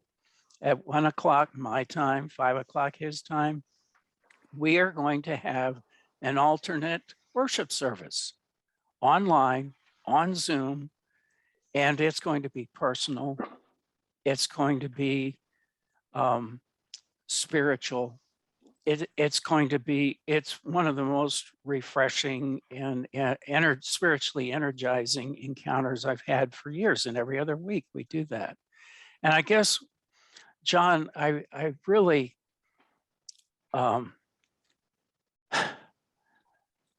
appreciate your invitation to include all of humanity in God's kingdom. I once heard an NPR thing where a guy said a bomb went off in a train rack above his head and he lived through it. And he pointed out that, you know, death is non-denominational. Death is non-denominational. And we all live at risk. And we really need, and like I say, I really appreciate this emphasis that we are all God's people. And I don't always feel like I reach out to the disadvantaged as well as I should, but I really appreciate this call to do that. Thank you.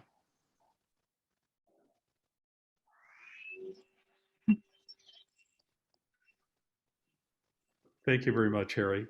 I'm going to take your face off here. And yes, I know that you're very active in a lot of ways. You know, what he said, John, is something that you've said to me too, that people recognize you as a pastor, even when you're not being a pastor. And I think that's a lovely quality. Here's another member of one of my favorite families. Hi, Jean, Carolyn. Jeannie / Carolyn or Jeannie / Jacqueline. I got to keep these straight. But I'm so glad to have you here. I met Carolyn in person only when she was in a stroller, because her father was my pastor in North Dakota as I was growing up, and she was born just before they moved. Where did you move to Minnesota after that, Jeannie? Yes. Yeah, well, talk to us a little bit about where you are with all of this and what you're thinking about. Well, I put my hand up at the time somebody asked about the LGBTQ community, and just wanted to put out there that I know of a family member who has befriended a person in that community and taken them to a local church. And this transgender person is quite vocal and outspoken in church in that. But a young person, and the church actually, it was surprising to me, has really reached out to this person and helped him with dress and makeup and things to try to make him feel better about himself. And that was that's a ministry in itself, I think, for reaching out to places that you're not necessarily comfortable with yourself, but seeing a need for someone to feel loved. Coming from a background similar probably to some of the people that you were talking about, John. And, I think that's our purpose, in whether it's in food distribution or medical care, which is the background that I'm coming from. We try to be in the community where, we love God and love people. Oh, thank you, Carolyn. Yeah, John, I'm going to be expecting you to part of your next ministry will be to learn how to help transsexual people put on their makeup. I think that's going to be a bit challenging. But I've been surprised occasionally at how accepting some small churches will be. Yes. You'll think, oh, this church could never absorb anybody different, and they do. And occasionally, it's so. I mean, groups have personalities just like individuals do, and every once in a while, you'll find this amazing small church. I mean, look at Fred and Polly's little church up in Cleveland. No, it's true in their case, they set out to be that. But still, I've even had some of my little rural churches able to accept a gay person who comes in and treat them, or a heroin addict or something, and treat them very well. And sometimes it kind of takes me by surprise that they have that capacity. I just have to assume it's the Holy Spirit that allows that to happen. Carolyn, thank you so much. I'm going to remove your face here, and I'm going to ask David Clover to unmute. David, are you there?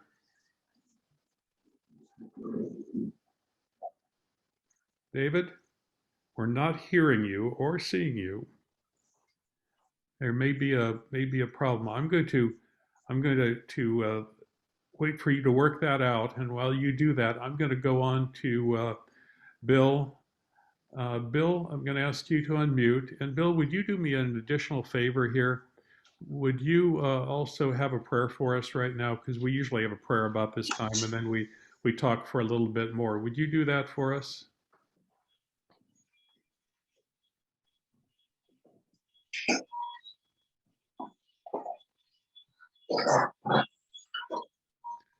Boy, we're having audio trouble here.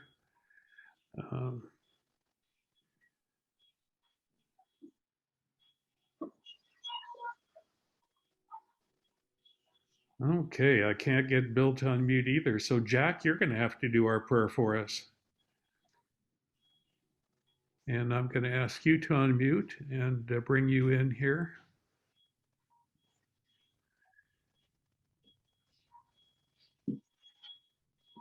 By the way, I should mention that Dr. Hain has written a lovely book called Adventist Tomorrow. Took off from Adventist Today. We're offering it on the front page of our website right now, and I really would ask you to get a copy of it if you haven't. While I wait for David Clover and and Bill to work out their audio issues. Jack, would you be willing to have a prayer for us and then make your comment, or Yes, and if you can hear me, I'll be happy to. can hear you just fine? Finally, we've got an audio. Okay. Father in heaven, we're thankful for the this late gift to us to be able to communicate with people at great distance and with heart needs that are quite similar, so that we can sort of comfort one another and encourage. We're thankful for Adventist Today for making this forum available to us and for all the miracles that make it happen. We pray that each of us might find today some connection to your heart and some direction for our participation in the kingdom of God. And we thank you for this time in Jesus' name. Amen. All right, Jack, go ahead and make a comment or ask a question, and then we'll go to Bill and Shirley. Well, I was just going to say, I learned early on that C.S. Lewis, the intellectual Oxford, important part of his becoming a Christian was to go to a local church and sit in a row sharing his and the baker. And even though he was more familiar with J.R. Tolkien and with the literature greats at Oxford, part of the discipline of becoming a Christian was to accommodate himself to common people and to realize that as you knelt, you were all on an equal basis.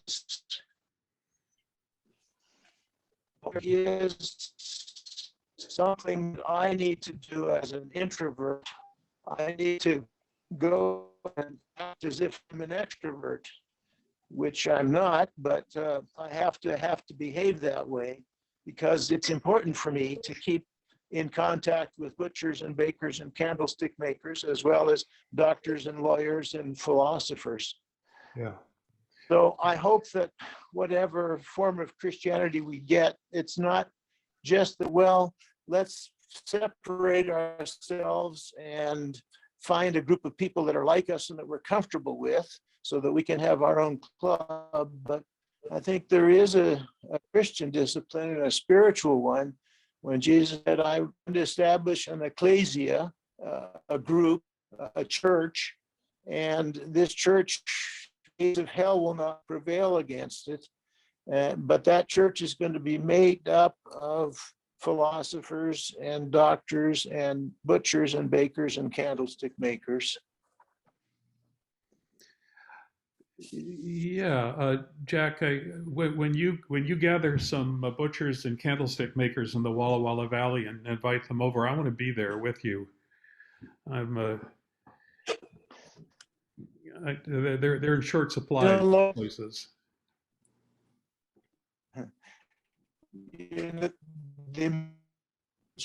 As a minister of medicine, my career has been that butchers and candlestick makers coming to me all the time.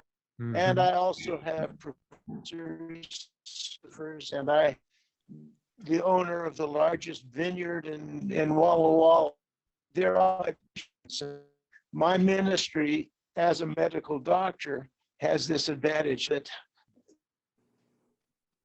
everybody gets sick and everybody needs a doctor. And if you're at all good, they'll all come to you. So that's something I would hope that the Adventist Church, again, I'm working for it and I'm not leaving it.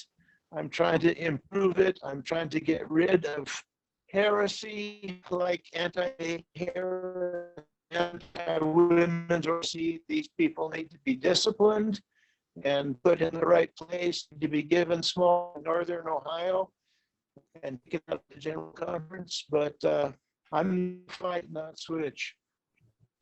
Thank you, Jack. Yeah, you know, John, it occurs to me that one of the reasons maybe that C.S. Lewis could mix so well with the butchers and bakers and candlestick makers is that worship had a different form and a different discipline in his church. We tend to be very discussive and intellectual and repeating ideas and having to express ideas. And I suppose it's natural that people want to be intellectually challenged along with those who are like them, don't you suppose?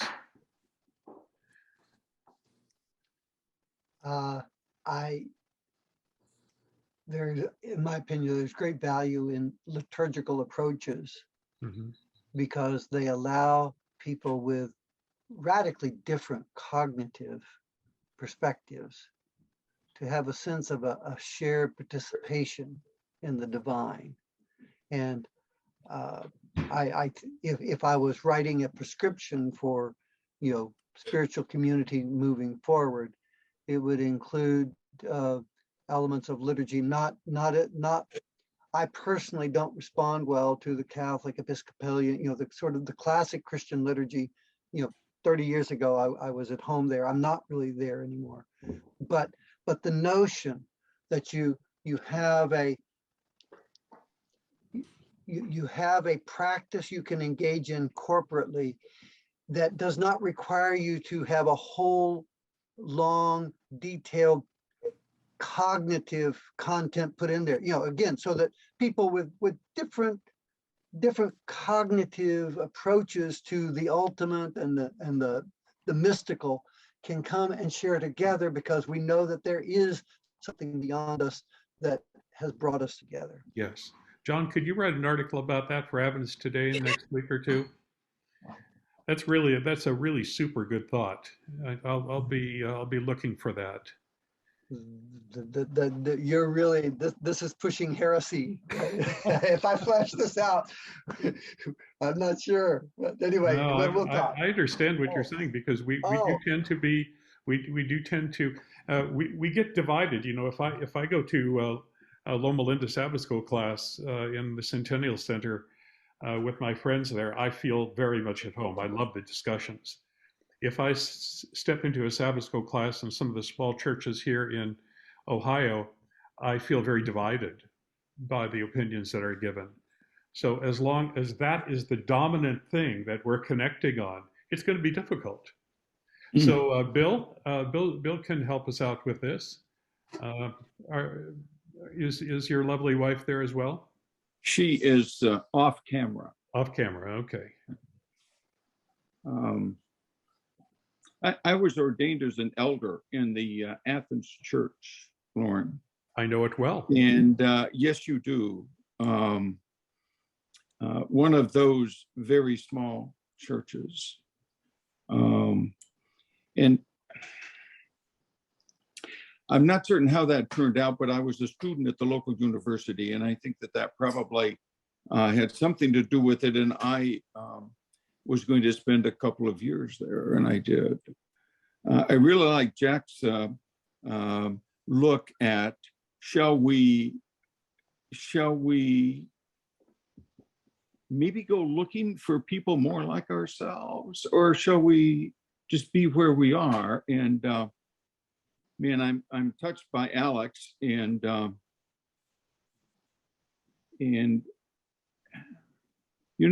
there's a temptation to think they're saved for the grace of God, go I.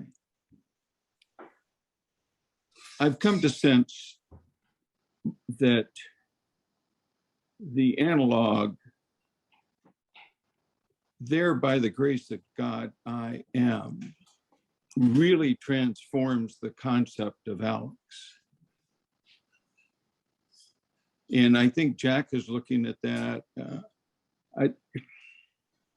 We share a common plight. Yeah.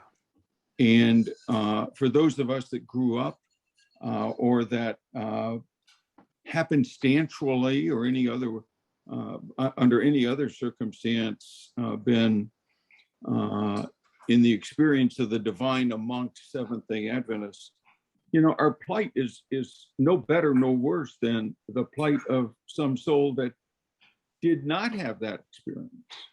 God does not look on us any differently, it seems to me. But it surely feels like there's a great deal to be inspired and to experience. I keep liking the comment in Desire of Ages where Ellen White speaks of getting a more perfect apprehension of truth. And she says that the soul must be cleansed from vanity and pride and vacated of all that has held it in possession,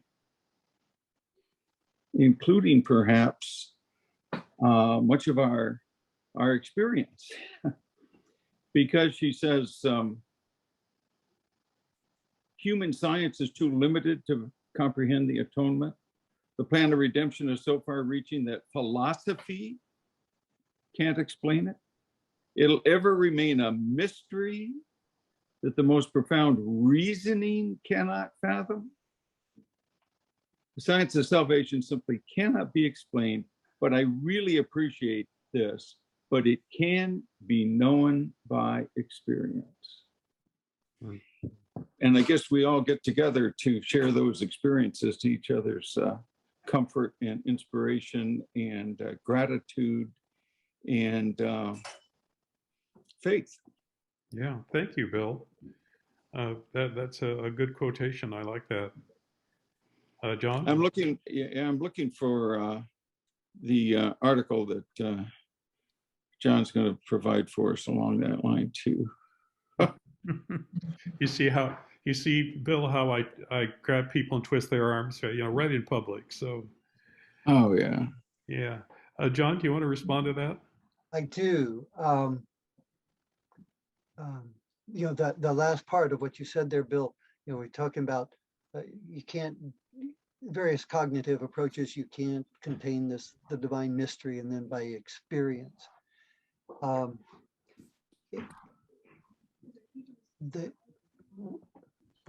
number of people have spoken here about, the God's kingdom, it's this expansive view, it's all of humanity.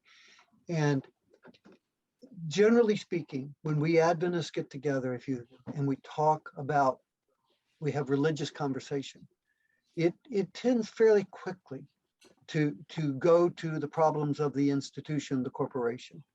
And those problems are interesting and large and all of this. And it usually doesn't leave us in a place of, 50 years ago, that might have taken us to a place of excitement because the church was growing, and so we have that sense we're marching on to Zion. That usually now it doesn't take us there. But if we talk to each other and our neighbors and the strangers, and we listen to their stories about their experience of the divine, at least for me, I have not had, my church members used to scold me because I would tell them, God doesn't talk to me. And they go, oh, yes, he does. Yes, he does. You're just not listening but then I would listen to them talk, and clearly God was talking to them. And their life bore good fruit. I'm not saying the cynical. I'm going, they were having an experience with God, a kind of experience with God that I did not have, that I do not have, that I have never had. And I loved hearing it because it was part of the richness of their life, that their experiences with God, they were worth writing down. They were worth remembering. That was true in church. And then when I go outside of church, when I listen to Buddhists talk about their spiritual experience, it's interesting to me how much commonality it is with the best, the most mystical saints in my Adventist congregation. And I do think that the church gets to be its richest when we have that sense of we're coming together, a bunch of people on a spiritual journey, and we're here together. And our experiences are not identical, but there will be these touch points. And if I will listen to you for your experience with God. Now, when you start explaining to me your theology, I'm just going to be over here rolling my eyes because you obviously don't know what you're talking about. but when I ask about your experience, now you're actually talking about something you're an expert on. And if I'm smart, I will shut up and listen. Anyway, I really, at this point am focused on this spiritual experience and how do we nourish it?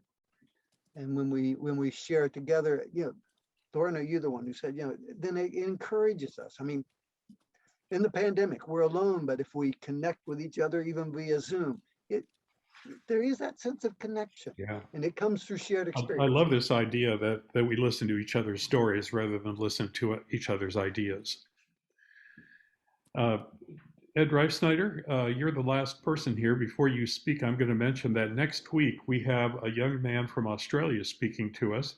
One of the most interesting Adventists I've ever met. He's an attorney and he has a PhD from a non-Adventist seminary, a guy named Stephen Ferguson. And he's going to be talking about something I have never heard talked about anywhere in Adventism, and that is our relationship to our animals. Are our animals going to heaven? I love this topic. I love it. I've written about it myself a little bit. We're going to be having some articles about that in our next issue of the magazine, but Stephen is taking it head on, and he's going to talk about this whole concept of our relationship with animals and you know, souls and consciousness and all of this. He's a really, really interesting guy. He'll be getting up in the middle of the night. He's 12 hours off of us, and he's willing to do that. So I'm really interested in it. Ed, you're either celebrating, I see the red there, you're either celebrating Christmas or the Cornhuskers or the Buckeyes. You can explain to us why you're wearing red. It's a really nice garment to keep your arms warm on a cold day. So the color has no significance. No significance, whatever. All right. So I have spent the last 30 years as a management consultant. And when you play that role, you very quickly go for the solution.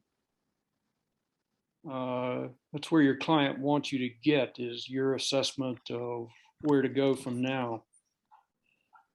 And so that's what happens when we have a conversation like this. It's what happens in my mind is, where are we going with all this? A few minutes ago, some people and I were in the chat box, and I asked what people estimated the percentage was of those in the Seventh-day Adventist Church who believe or feel more or less like those of us on this Zoom call do. Somebody pushed out 15%. I mean, that was somebody's estimate, but you know, the point is that it's fairly small if that's accurate. And I have a feeling we have moved over our lifetimes more than the church has moved. The church has not gone away from us so much as we have gone away from the church. It was fundamentalist when I was a kid, and it tends to be fundamentalist right now, although that softens a bit. So the question I have is, how long do we live like this? John's going to tell me the answer, by the way. How long do we go on where there is a significant percentage of the church that feels like strangers within the church? How long do we go on being uncomfortable? And what happens? Would those of us who feel a little on the margins, would we eventually just go off to the local Lutheran church? Would we do like so many denominations and split? Or do we just kind of move into our camps where there are mutually exclusive local churches that make one comfortable versus the others? So where are we going with all this, this movement, so to speak? I'm not sure that it matters. how we assign the respective movement. My sense is that the church has moved some, but anyway, I think that Ed is pointing at a more important question, and I like it. Okay, so what are we going to do? Okay, so what are we going to do? And I, at this point, no longer answer that question at all corporately. I don't know what they should do, and I don't know what we should do if we're speaking outside my local neighborhood. At this point, I've gotten old, and my focus is, if I'm in a conversation with an individual, I will ask the person, going back to what I was talking about with Bill, tell me your story. Let's hear your story. And if we really look at your story carefully, and if we believe that God is in our stories at all, what is the next chapter? What is the next step for me or for you? And now I'm talking to a person, because I don't think there's a generic answer. Well, I remember when I was editor of Adventist Today, I did some traveling and speaking, and we would have Q&A, typically late, in the afternoon on Sabbath. And I remember occasionally people would stand up and they would tell me something that was going on in their local church. And then they go, so what would you do? What do you say about this? And me standing up there, I would just be dumbfounded. And I'm going, I would have been gone long before now. I mean, they would describe toxic, impossible settings. And I'm going, oh man, why would it, to me, it would be analogous to, why does this woman stay with a man that's beating her all the time? So I know that there are toxic communities, and I think the best thing to do is to get out of them. And there are some beautiful communities, and I know about those, small churches and big churches. And then there's a whole lot of communities that are in between. And the question for us is the place where I am a place where I can flourish, and can I contribute here? Is there a place where I could flourish better and could contribute more? And at this point, if Adventism is the place where I am, and this, and this is a place where I can, serve and be served, great. The church doesn't need to be perfect. It doesn't need to, that's fine. And if it's not, move on. If Advent, again, because I listen to people, and anyway, that's my answer. My answer is always, it's going to be an individual answer. I don't, Ed, you've consulted at the level of organizations, and organizations matter. So I'm not blowing off the value of organizations, because humans, we organize ourselves. But I kind of have shifted where I am personally. I'm focused on individuals, and it's always an individual answer. Thank you so much, John. We're going to bring this to an end now, and thank you, Ed. Good comment. In fact, all the comments here have been very good, and I'm looking forward to putting this on our recording, because I just think the quality of the conversation here, John, today has been extraordinary. I'm really pleased, and you bring that out of people because of the way you accept and the way you open the doors for all of us, and I appreciate that about you. And so we're going to end now.